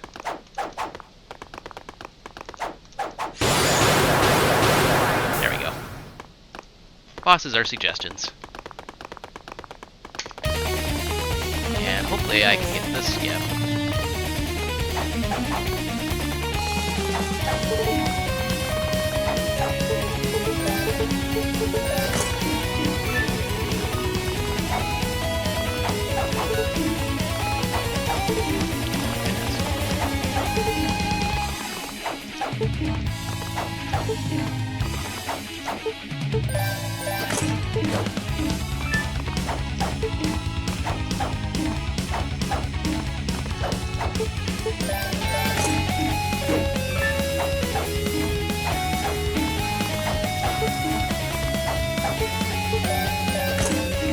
There we go.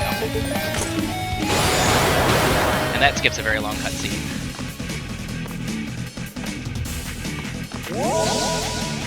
Okay, we're gonna save again. And this part is very difficult. These things hit like a truck, so you want to just kind of keep moving.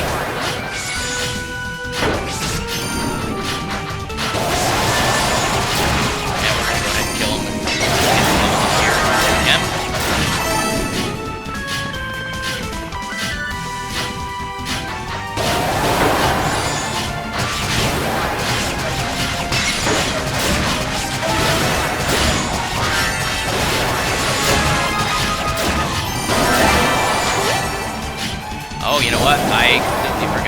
that's why. This is gonna be a little bit of time loss, but at some point we're supposed to have gone back to the tower base. I think when you get to that statue, because we got Claria ore. I was wondering why my damage was a little bit low on those. That's alright. Get a little extra EXP. Ha! Alright. Back to the Blade of Blood, and we'll do it again.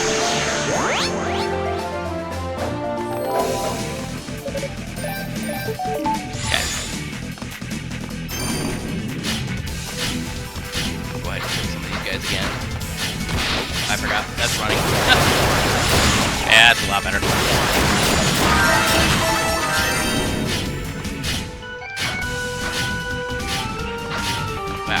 There we go. Back on track.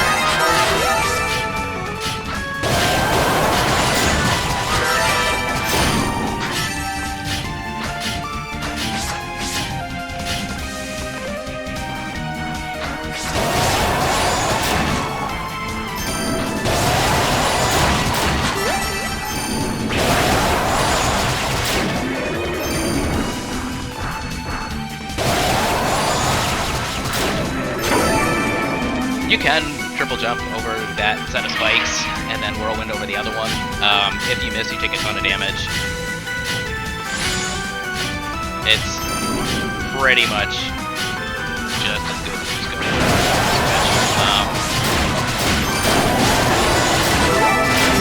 if you miss, it doesn't really, you don't really save any time either.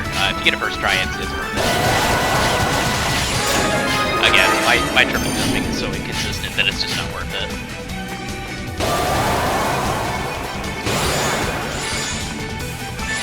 Alright, these guys hit like a truck as well.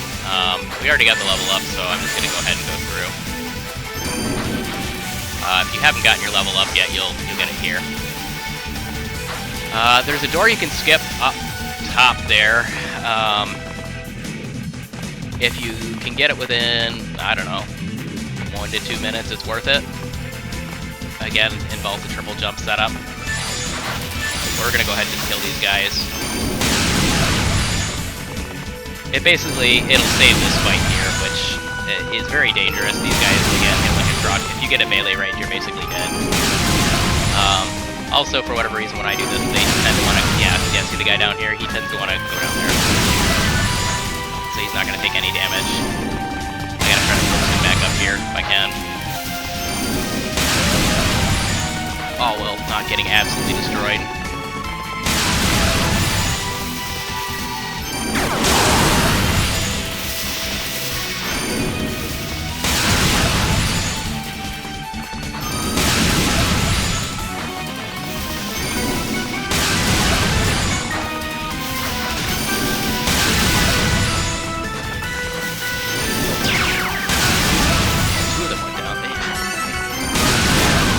I'm gonna have to kind of practice this a little bit more and expect this fight a little better.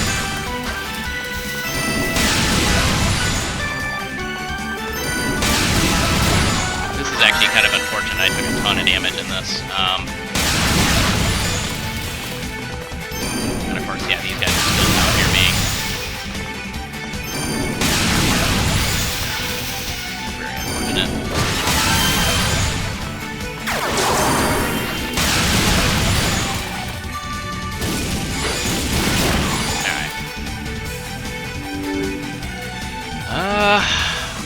Trying to think what a good backup is going to be for this. Alright, so we get the Crimson Key. That's going to let us open that door.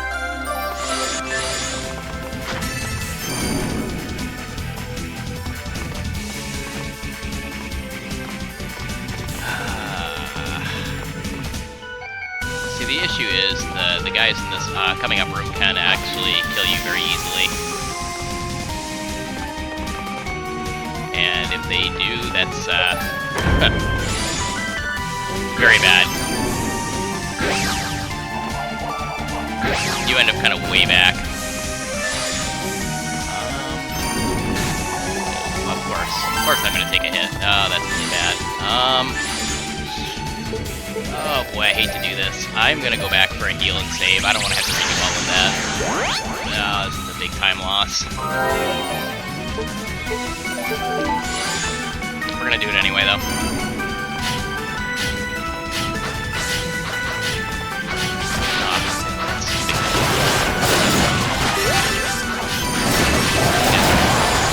Anymore, so it's not worth it.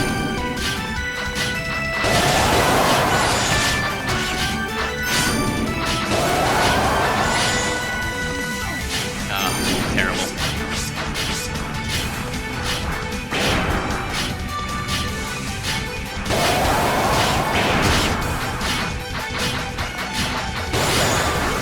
Yeah. So we got at least 3 splits that we're going to be able to save some significant time on.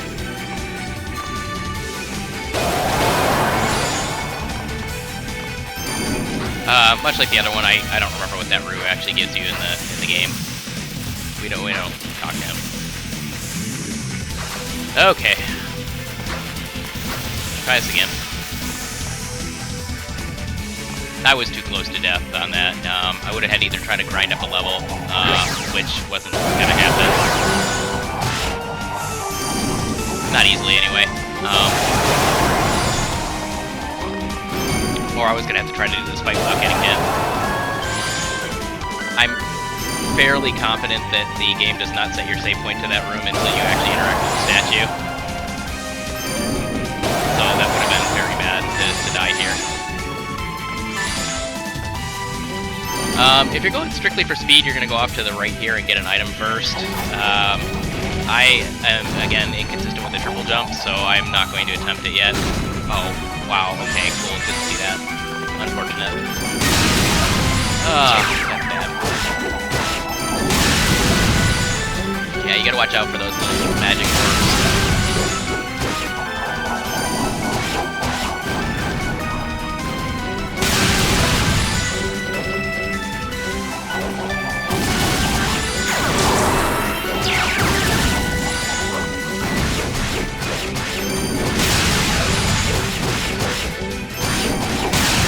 Little magic bombs just do so much damage.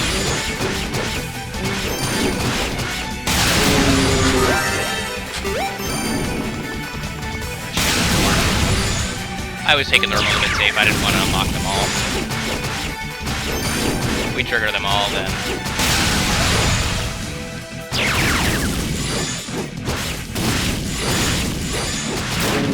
Alright. Good enough. I might have been able to do that without the backtrack, but whatever, it's done. Okay. We're gonna go ahead and get our... I believe it's the boots. The last set of boots we're going to be getting for the run.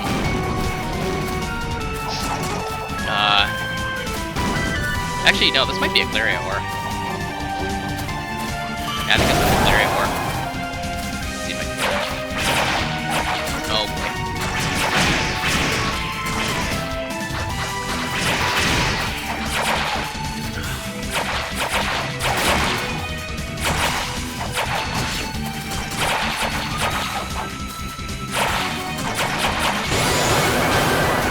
Oh, we got it. Yeah, okay, so it's a clear ore.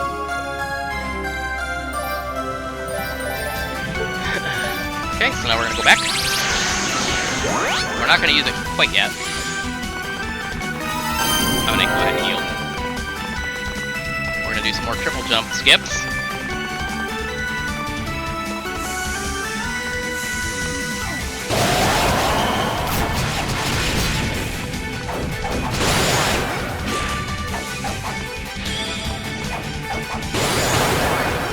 Got that one. Now we're gonna do... We're gonna try to do... Nope. We're gonna try to do, a quadruple skip. No, that's not the right animation. I have even more trouble setting this one up, but if you get it, you can skip another fairly long cutscene.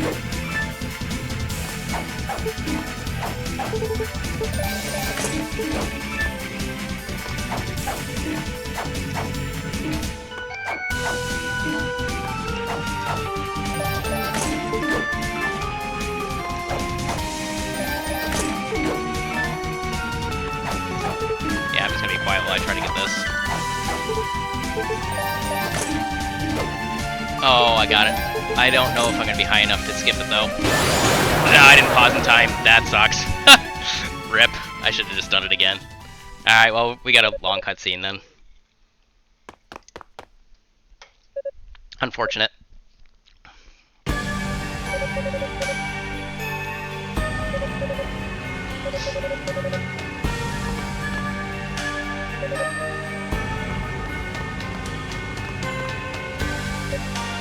So this cutscene that we could have skipped, we meet kind of the big bad guy, Dallas.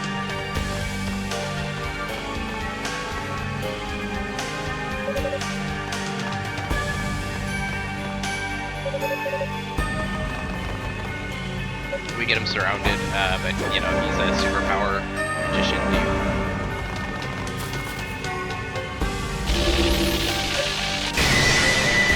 He's got a nice little barrier, so he's impenetrable, and you know, just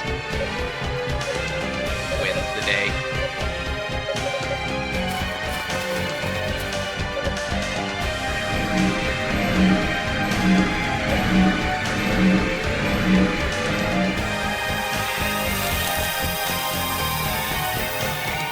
Incidentally, the Crimson Door that I could have skipped earlier, but chose not to, needs that quadruple jump as well. It also requires a very precise angle. I've gotten that 3 or 4 times in practice. I've actually gotten it a couple times under 2 minutes now. So in theory, I could maybe save that time, but with as inconsistent as I've been with triple jumping this entire run, I'm not going to even, I wouldn't attempt it. We will see another quadruple jump, and hopefully I'll get that one, because otherwise we get a really nasty boss fight. So Dallas has turned all of our allies into stone. The next part of the game, you're going to go through and you know, find a way to restore them, basically. In doing so, you get the medal that lets you get into this area's boss. Fortunately, we have quadruple jump, so we can actually just skip that door. Unfortunately, that means, since we saw the cutscene, everybody just, you know, stays stone, I guess. Yeah, you know. Whatever. Alright, so we strengthened our axe again. We're gonna go ahead and move on. Like I said, really unfortunate we didn't get that skip. That's right. It was one of those things I wasn't entirely sure that I got the height, and when I saw that I got it, I didn't pause in time, and so when I unpaused, I was already on my way back down to the ground. You have to just kind of commit to the bit.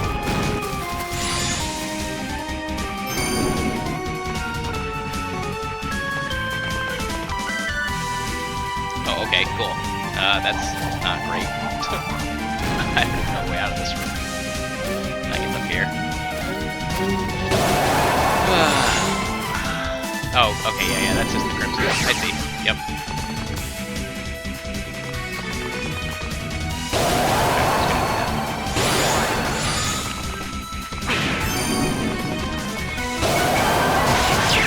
These flyers are actually from the variants, so kill them. And this is the boots, the battle guards. They're not the best boots in the game, but they are the last ones that we are going to get, so we're going to go ahead and equip those. And we should probably equip those chimes too. I forget what, but something coming up does need them. Okay, see ya. Okay, bye. Oh, okay, bye me. What the hell? Unfortunate. Platforming fail, guys.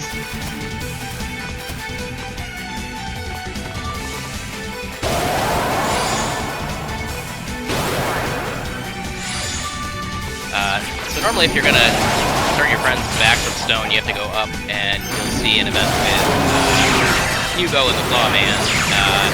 Hugo gives you a mock version of the Black Pearl.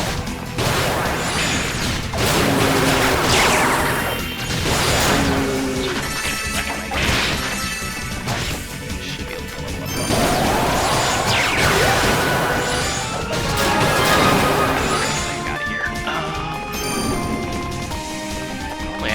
higher level. I think there's another grind spot. Not 100% sure of that, but we'll find out. Oh yeah. That's right, we grinded this really. Kill these guys. Fire specifically again. Okay, and then we actually grind this little hallway down here as well.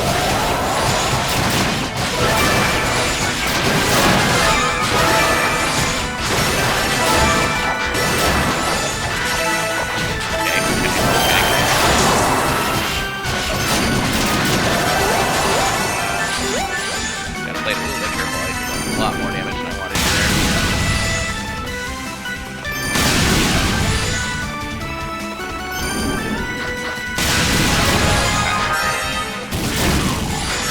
Guy here.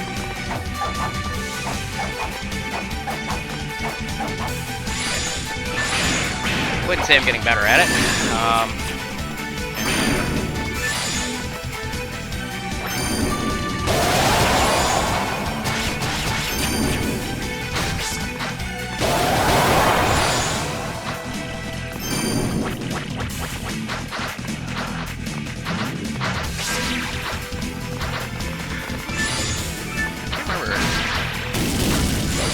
Definitely usually get one more level.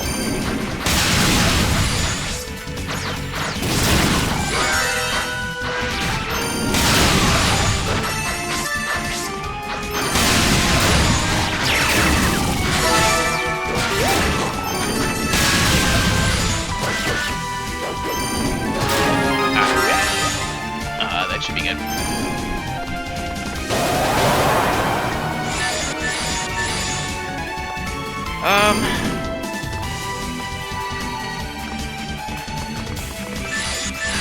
Man, with the way this run's been going, I think I'm gonna spend the time and kill these guys.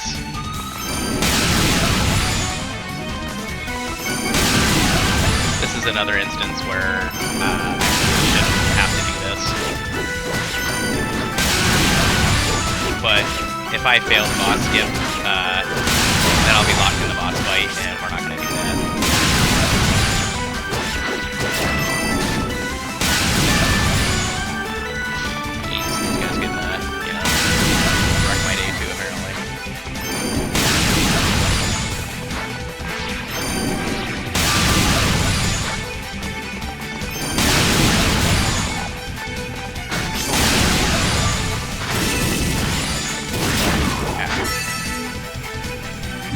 So again, this statue is wholly unnecessary.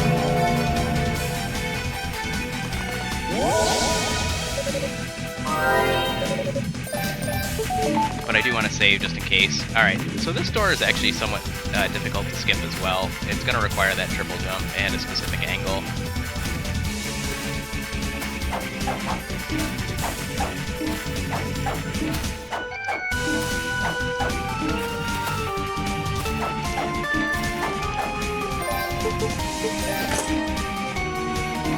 Oh, whoops. I think I had it too. That's too bad.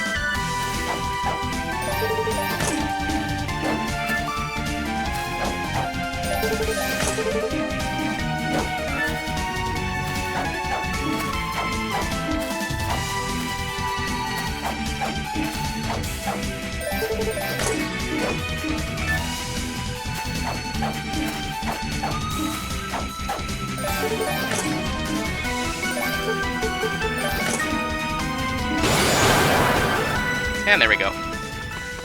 Okay.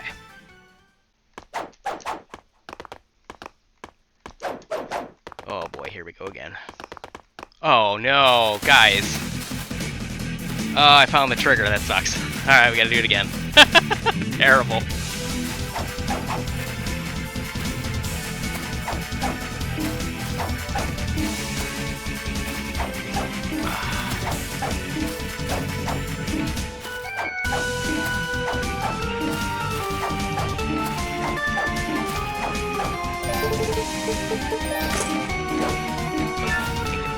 Didn't get the animation.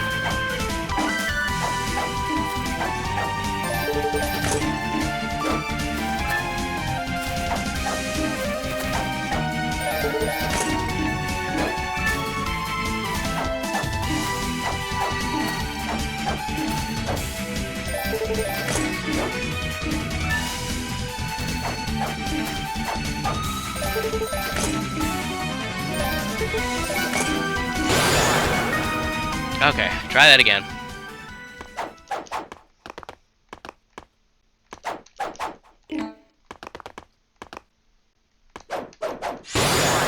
Ooh, that was close. We almost triggered it. Oh my goodness, guys.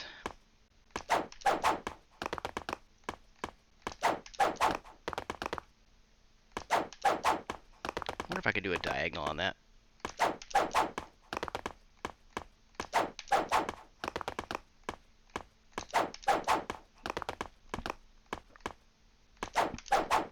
Oh my goodness, I am really struggling.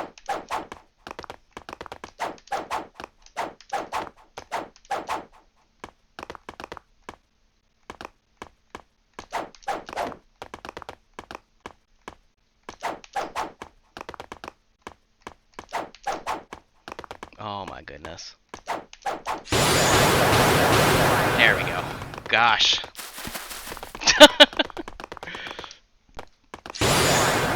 I mean, I guess for a first run, we could do a lot better. But, like I said, first run, we'll get some golds next time. That'll be good. There's a cutscene here. You can absolutely skip this. I have no idea how it works. I have tried triple, I've tried quadruple. I have not been able to get it even once in practice. I'm not sure where the trigger is. Fortunately, this one's just a pretty brief conversation with Yulia here. So, if you get it quickly, it only saves a couple seconds. It's on my to-do list.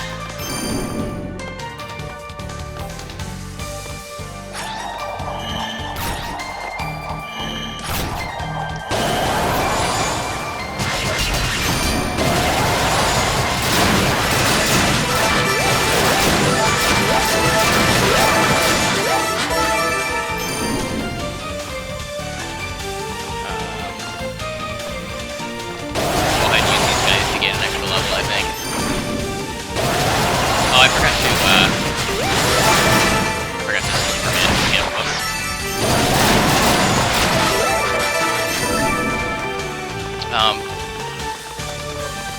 So my next target is 84 hit points for a rematch with Yunica.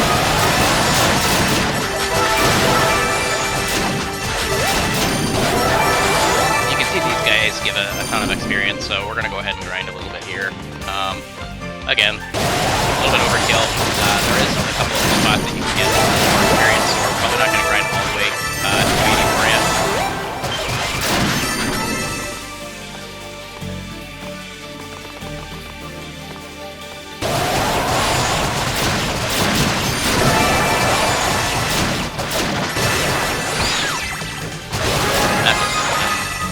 So in this final-ish area of the tower, we start getting some nasty side effects like confuse. It just reverses your directions.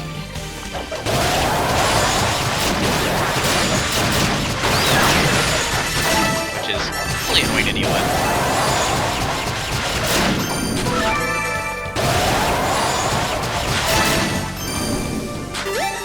Okay.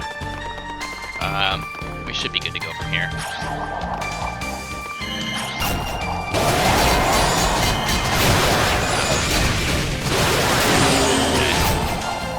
I gotta be careful I don't die. There's another area with slimes that we usually grind here. Boy, I'm rid of this. 78.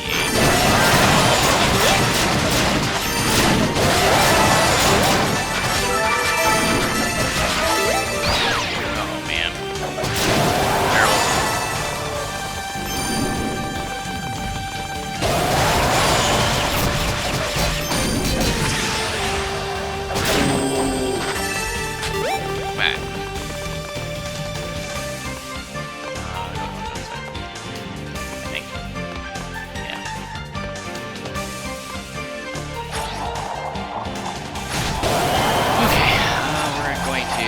Skip this. There we go. Skip all that.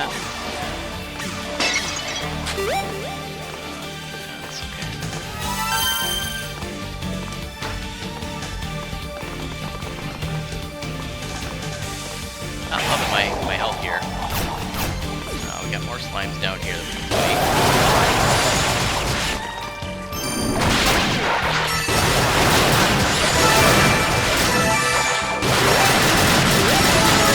Alright, we got our level. Good.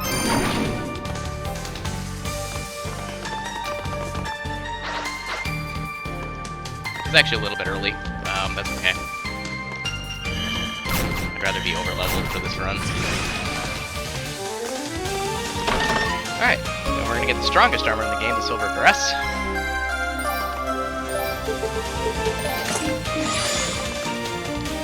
And we're gonna go ahead and kill these guys.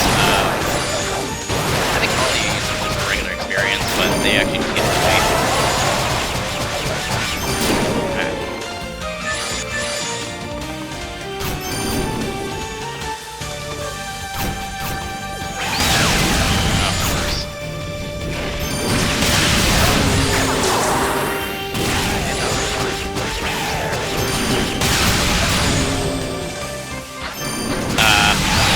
I hit my boost to reduce some of the damage I was taking. These guys can hurt quite a bit, but we do actually need our boost coming up. I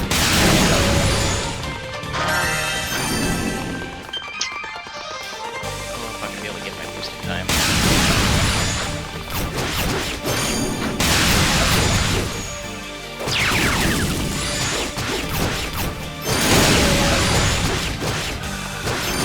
Yeah, I think I'm just gonna have to backtrack. It's a little unfortunate. I can try it once without boost, but I do actually think you need the boost to reach it.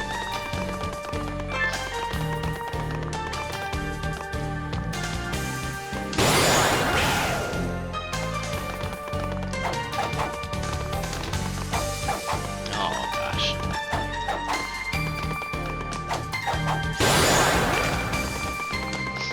That was not the one I was referring to. We're just going back to get the key. You can apparently skip this door as well, and skip getting this key. I think it's also another one of those doors that's just very difficult to get the right angle and approach and everything, so. I'm gonna try this once without the boost, but I'm pretty confident you need boost for this to work, so. Never mind. Sweet! That's good to know. I think the boost definitely makes it easier.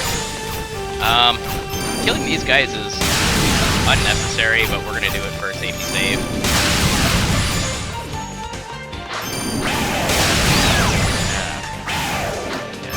Such a headache.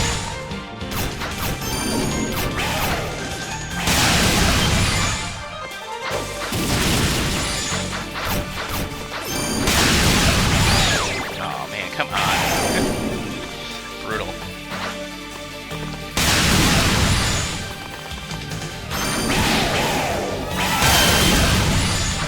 So the red guys, unfortunately, they don't give you a lot of experience when you kill them. They're mostly just to unlock statues, chests, and things like that. So again, those guys aren't really necessary. Come to think of it, I don't know why I'm taking a safety save here, because if I die in this fight, I could literally just retry. So yeah, another thing I'll definitely do next time differently. But we're committed to the bit now, so. Also, we've got our final gear, so whereas it's not strictly necessary, we're going to go ahead and just power it up. While I'm in the menu, I'm going to go ahead and take reduced usage and boost and everything as well.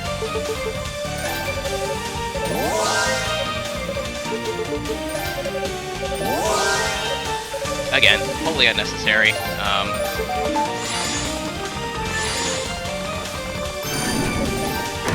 Yeah, I don't know how to even begin setting up that door skip yet. I haven't even looked into it, but apparently it is possible.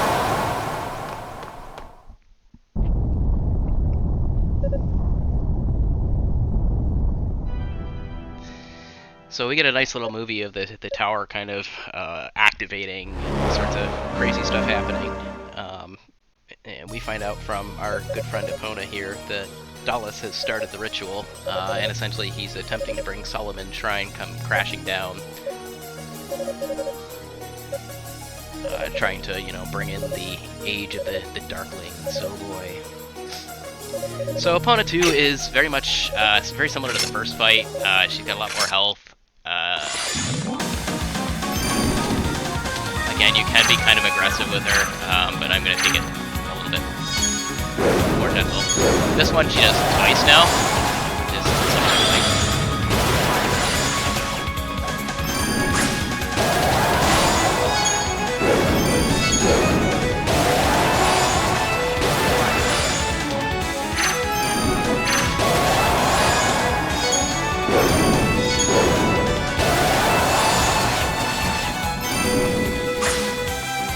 So I do want to conserve a fair bit of my health.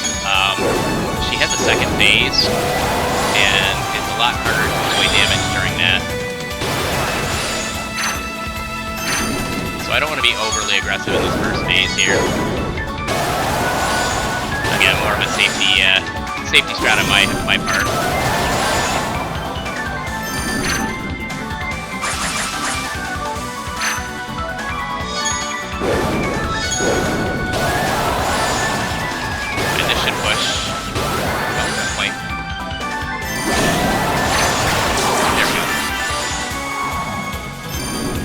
Now we have 3 opponents, because 3 is better than 1.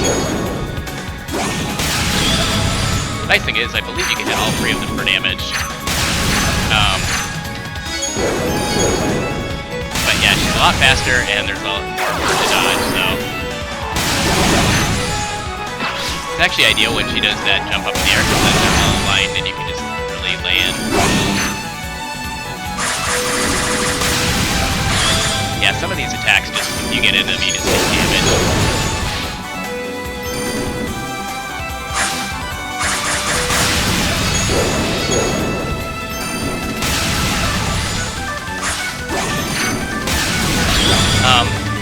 Most of my time practicing this game has actually been working on the door skips and clips and stuff, and so I haven't spent a lot of time with the bosses. Yeah, okay. Not too bad. Again, I went in probably a little bit over-leveled, so...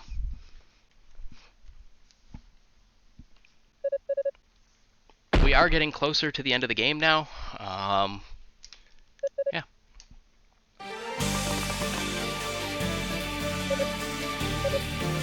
We're gonna go ahead and take this rod. This lets us access the next area.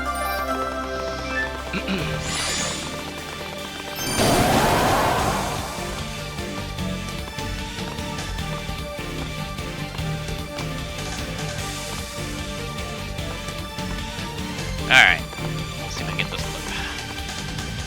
This one kind of requires a specific positioning as well. A little too high on that one.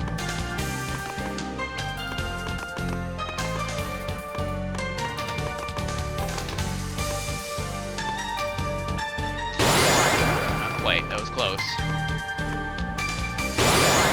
Too high. This just saves having to backtrack the room. Usually doesn't take me more than a couple tries to get at it, but again, I balked it. I mean, I guess at this point we're committed to the bed, huh?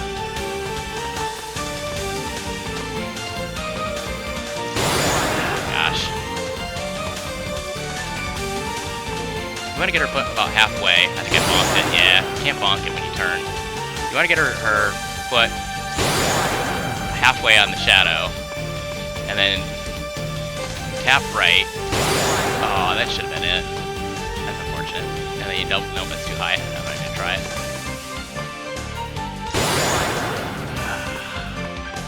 Yeah, this usually doesn't take me this long. Man. I'm gonna have to practice this a bit more, I guess. Unfortunate. Sheesh.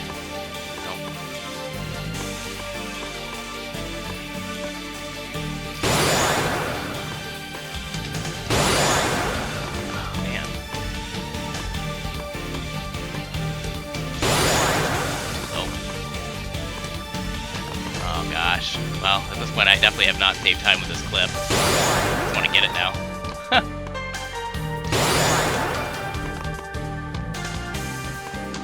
Usually it only takes me a couple tries. No. This one's actually not that difficult. There we go. Alright. Well, That was definitely not a time save. Another spot that I can improve. Brutal. Yeah, we are coming in to the end of the game. We have 3 more boss fights, one of which we're going to hopefully skip.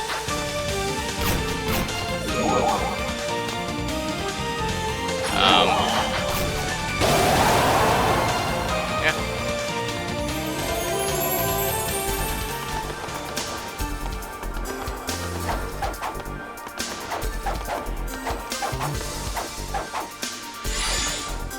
Walls or boundaries are also, you know, suggestions.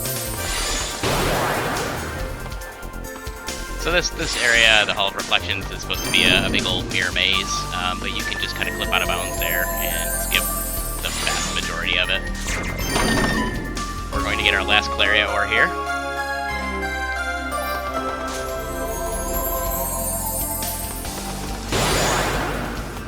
And then go through our big fancy mirror. Again, we're going to... actually, before I save, I'm going to go ahead and go back to base and use that Claria ore. Otherwise, I'm absolutely going to forget and wonder what the heck is wrong. So this is our last upgrade. Our axe is now as strong as it's going to be. Say it with me, and... Ha!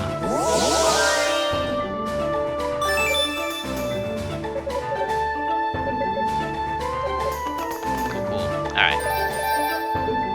Back to the Hall of Reflection. I'm going to safety save. I actually hope that I don't mess this up, because I don't 100% know that my OBS is going to capture the game window if I close it and reopen it mid-recording. So... Alright, right there.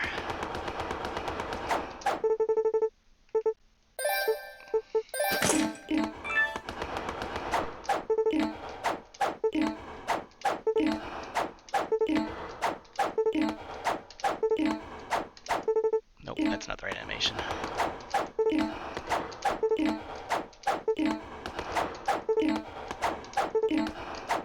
Man, I am definitely struggling with the triple jump today. I don't know if maybe it's because I'm using a headset for sound and my audio cue is slightly different. I don't think that's the right one, but we're gonna try it anyway. No.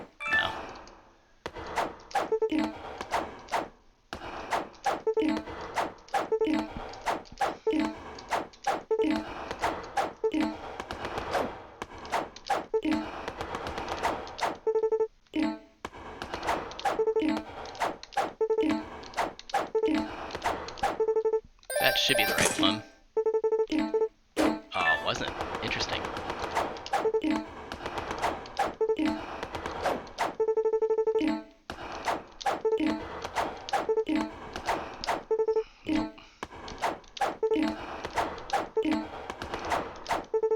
This does usually take me a little bit to get.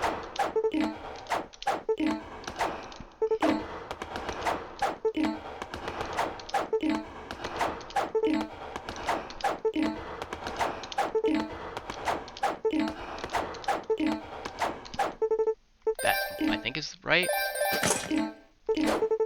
Really? Huh.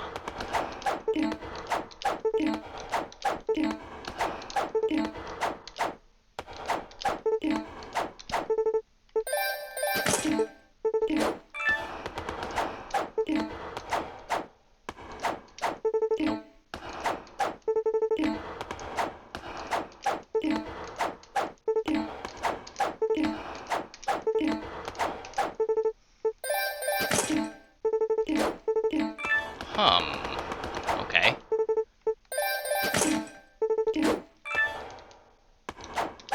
Sorry, guys. I'm gonna have to practice this more.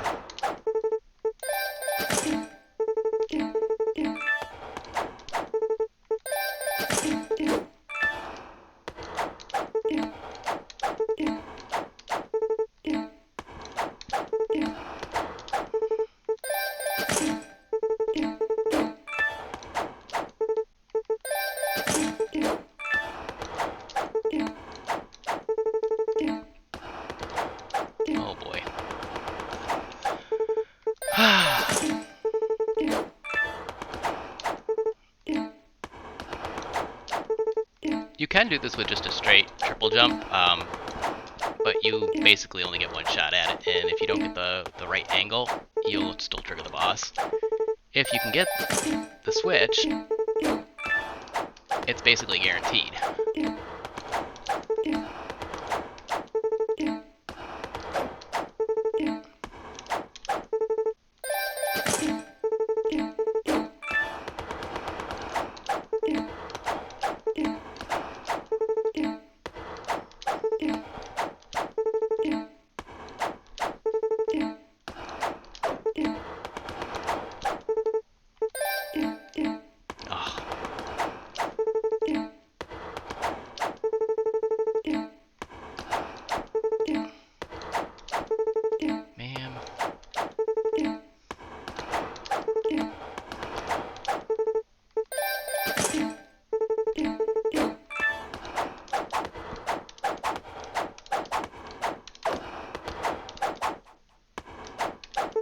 There we go, maybe?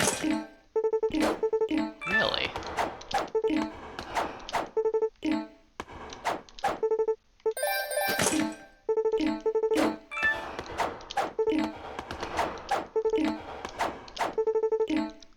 I'm not entirely sure why like, I'm much more consistent with a triple jump than I am getting this quadruple, and I'm not entirely sure why that is yet.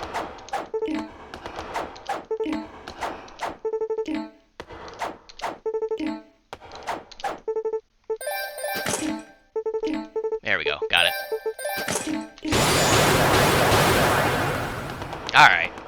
Well, I mean, that's still, I believe, a time save, but we're actually fighting Zava. That fight is actually really difficult.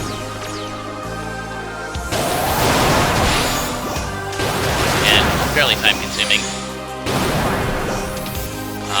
Good thing is if you happen to die in this section, you just get sent back here. Don't ask me how I know that. We're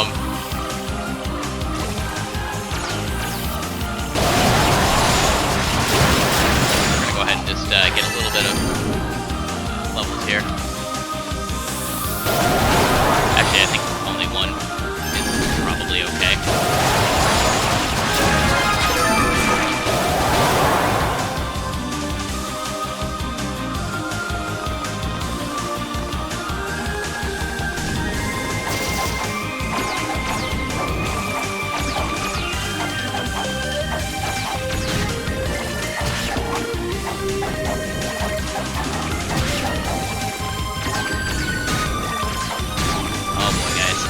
Go again. I don't know. It must be something with my audio cue being a little off. I'm not usually this inconsistent, especially not on the slow side.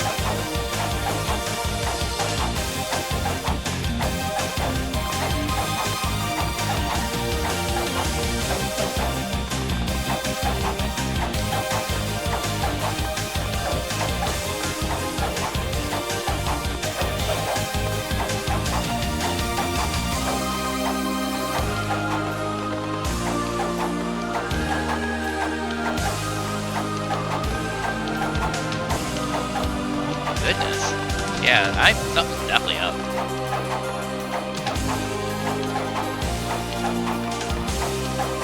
Alright.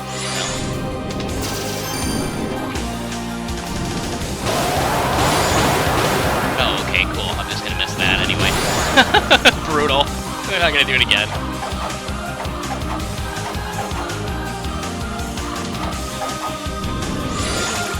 Okay.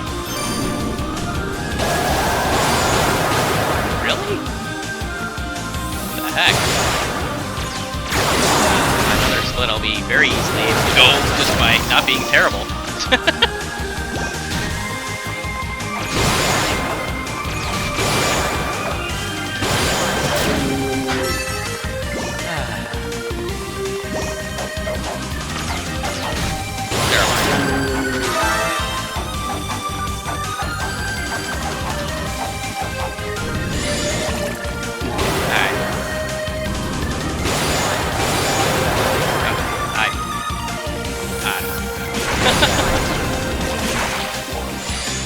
It's fine, we're coming to the end of the game.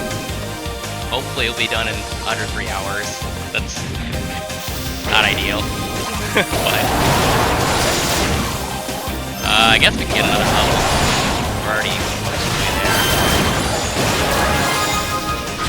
Just make Kishkill a little bit easier.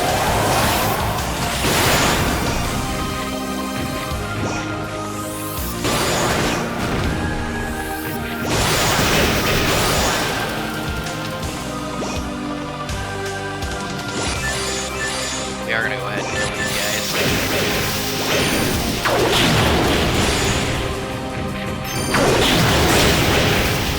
Mostly just for a heal, I guess.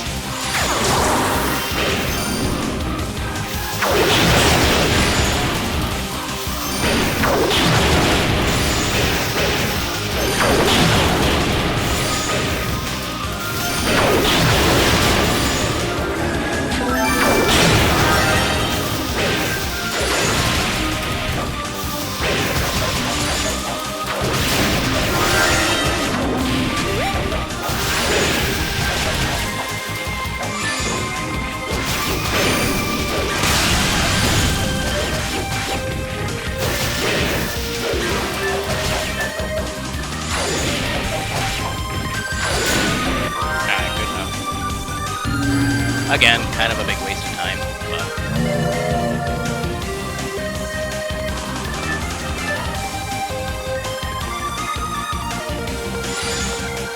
I mean, looking at my splits right now, I'm pretty confident I can get this easily under 2.5 hours, which is good. I just need to not fail triple jump as much as I was.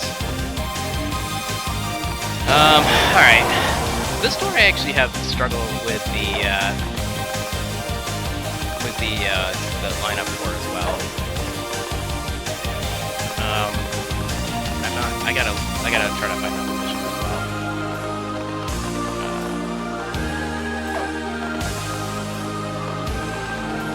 It's close to that. It's like just above the stair. If you want to go, you can go either side. Doesn't matter which one you go. Man, this is gonna take me a few minutes. That's unfortunate. Some time here too. I say lose time as if I've actually completed the run of this. I have not completed the run. This will be my first. You can use the middle here. The world record uses the middle as a lineup, but I'm not exactly sure what it is. And then I think it's a straight D-pad just for consistency. Yeah, but I'm not entirely sure what the lineup is.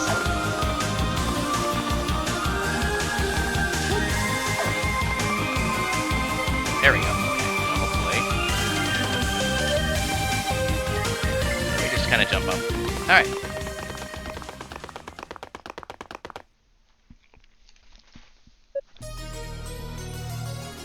Alright. So this will be our rematch with Kishkill. Now we're actually strong enough, hopefully, to beat him.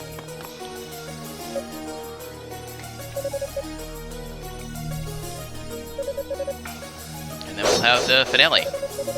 So my guess is, as long as this fight goes okay and Dallas goes okay, we should come in just over, 2.5 hours. So my hope is by second run I'll be sub 2:30, and hopefully I can get closer to the 2-hour mark. Most of the runners in this game are at 2 hours, but most of them don't do several of the skips that I've implemented, like that skip for the Mantis door. World record for the game is 1.5 hours, and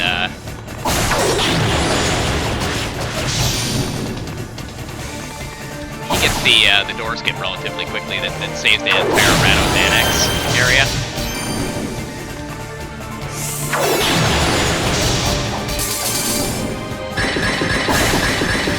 Oh, that's unfortunate. I miscounted. Yeah, this is not gonna fight.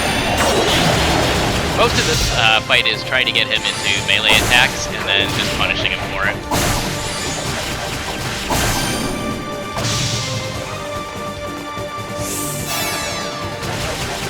I get mad when he does that. I probably should save my boost. Unfortunate. Yeah, that whirlwind is actually really good. You can really punish him for that one. He's going to cast an ultimate. I'm not 100% sure how to avoid all the damage from this. You can usually get behind him and just punish him for it. like the interest of not dying, I'm just gonna go ahead and, you know, do that, so.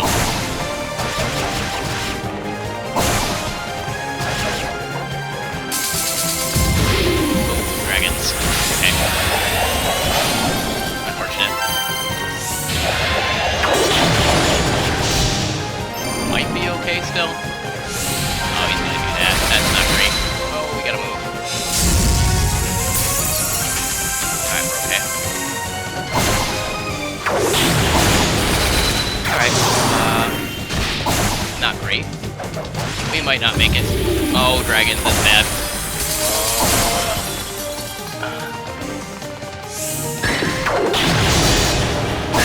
Oh, so close. Alright, we gotta redo it. Unfortunate. Well.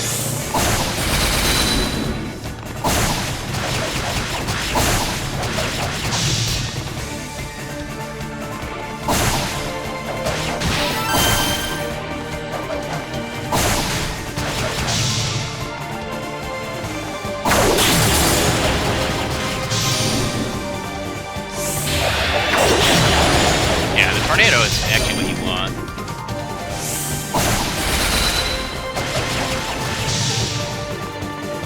And much like the opponent, I think there is a way to bait him into always doing it. Oh, that's probably not great. Might he does get reduced damage when he's casting that. Oh, you suck.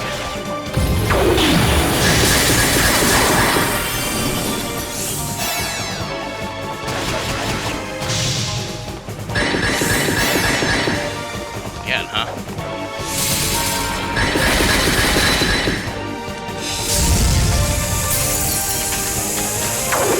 Yeah, if he moves it far enough away from the edge like that, you can actually punish him quite a bit during that move, too. Health should be fine. We should take him out.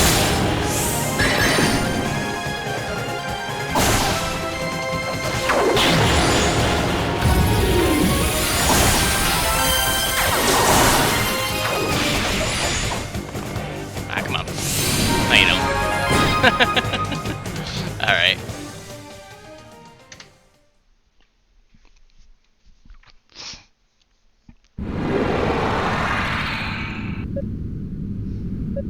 Alright, and we're on to the finale.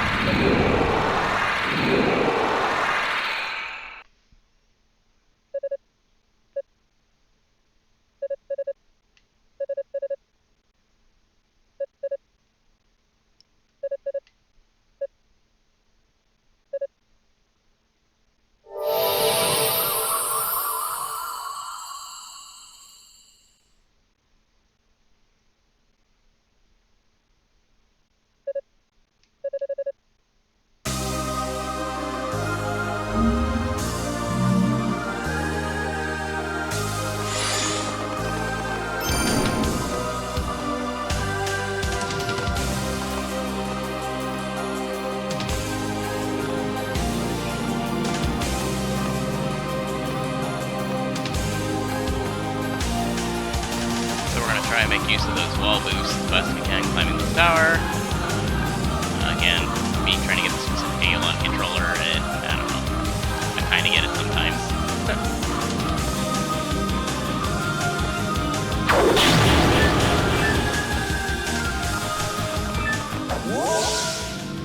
And I guess we'll... not really any real need to save, but we're gonna do it anyway.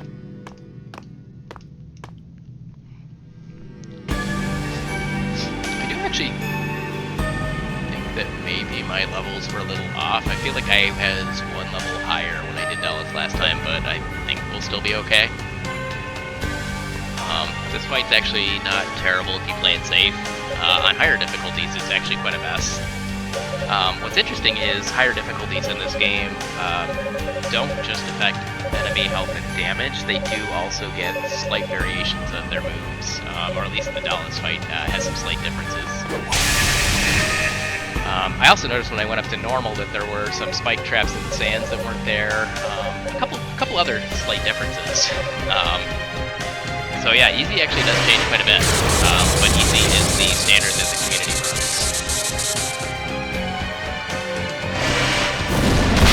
At some point I probably will do a normal run just to have it under my belt. But basically, as of right now, it's a free roam record. So, at least not on English PC. I'd like to have a better showing than this before I commit to normal, though.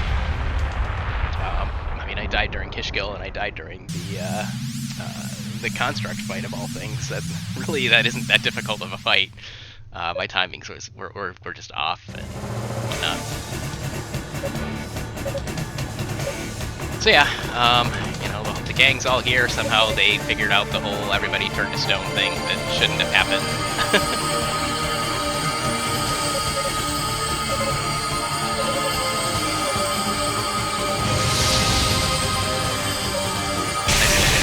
Power, Yunica gives a nice little power strike and shatters the shield. But, you know, Dallas still has the last trick up his sleeve.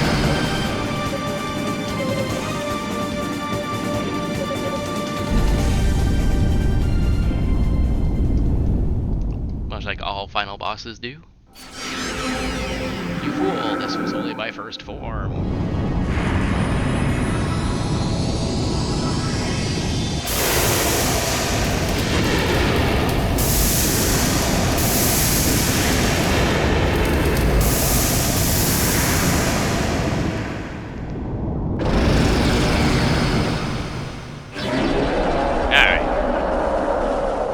Into battle.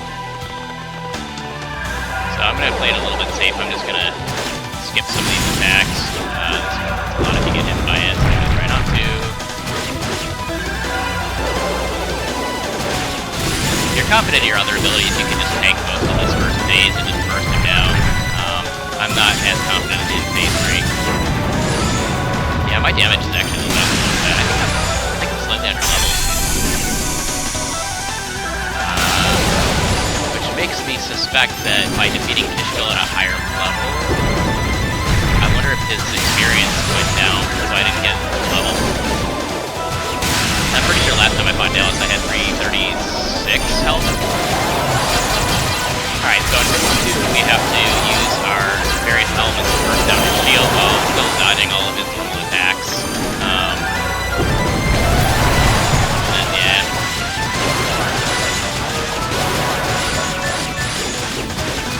Might be okay, I might have to redo this fight. Might have to play it a little bit safer. But we'll see how much damage I take in phase 3.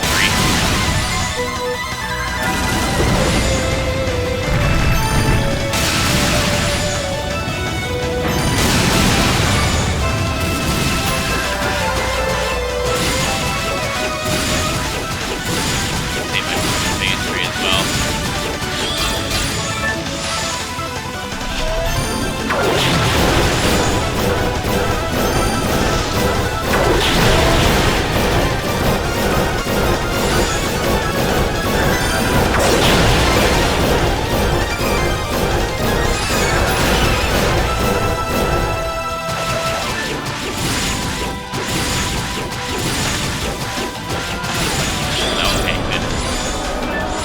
Phase 3, we now have to defeat his minions here as well, all while avoiding his standard pair of attacks.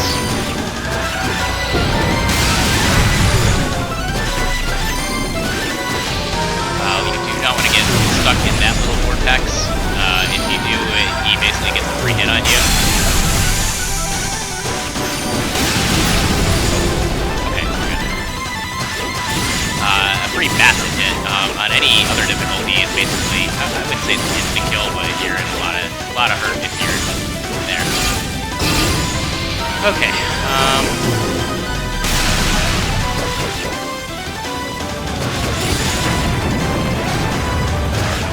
like that. Oh, we can play there, no! Oh, I did not want to get my move there. That was bad, I took a ton of damage. Let's go for the save boost for phase 3. 22 health. Yeah, I don't know, guys. Probably a redo. Unfortunate.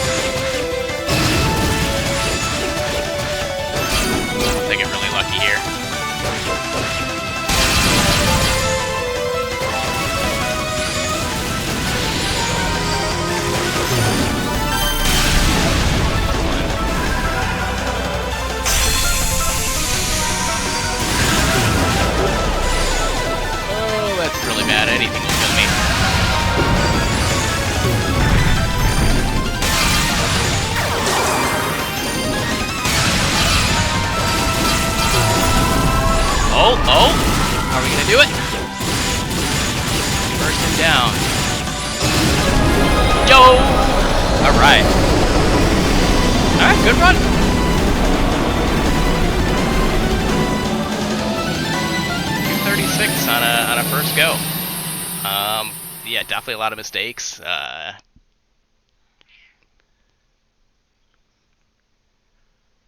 But we'll take it.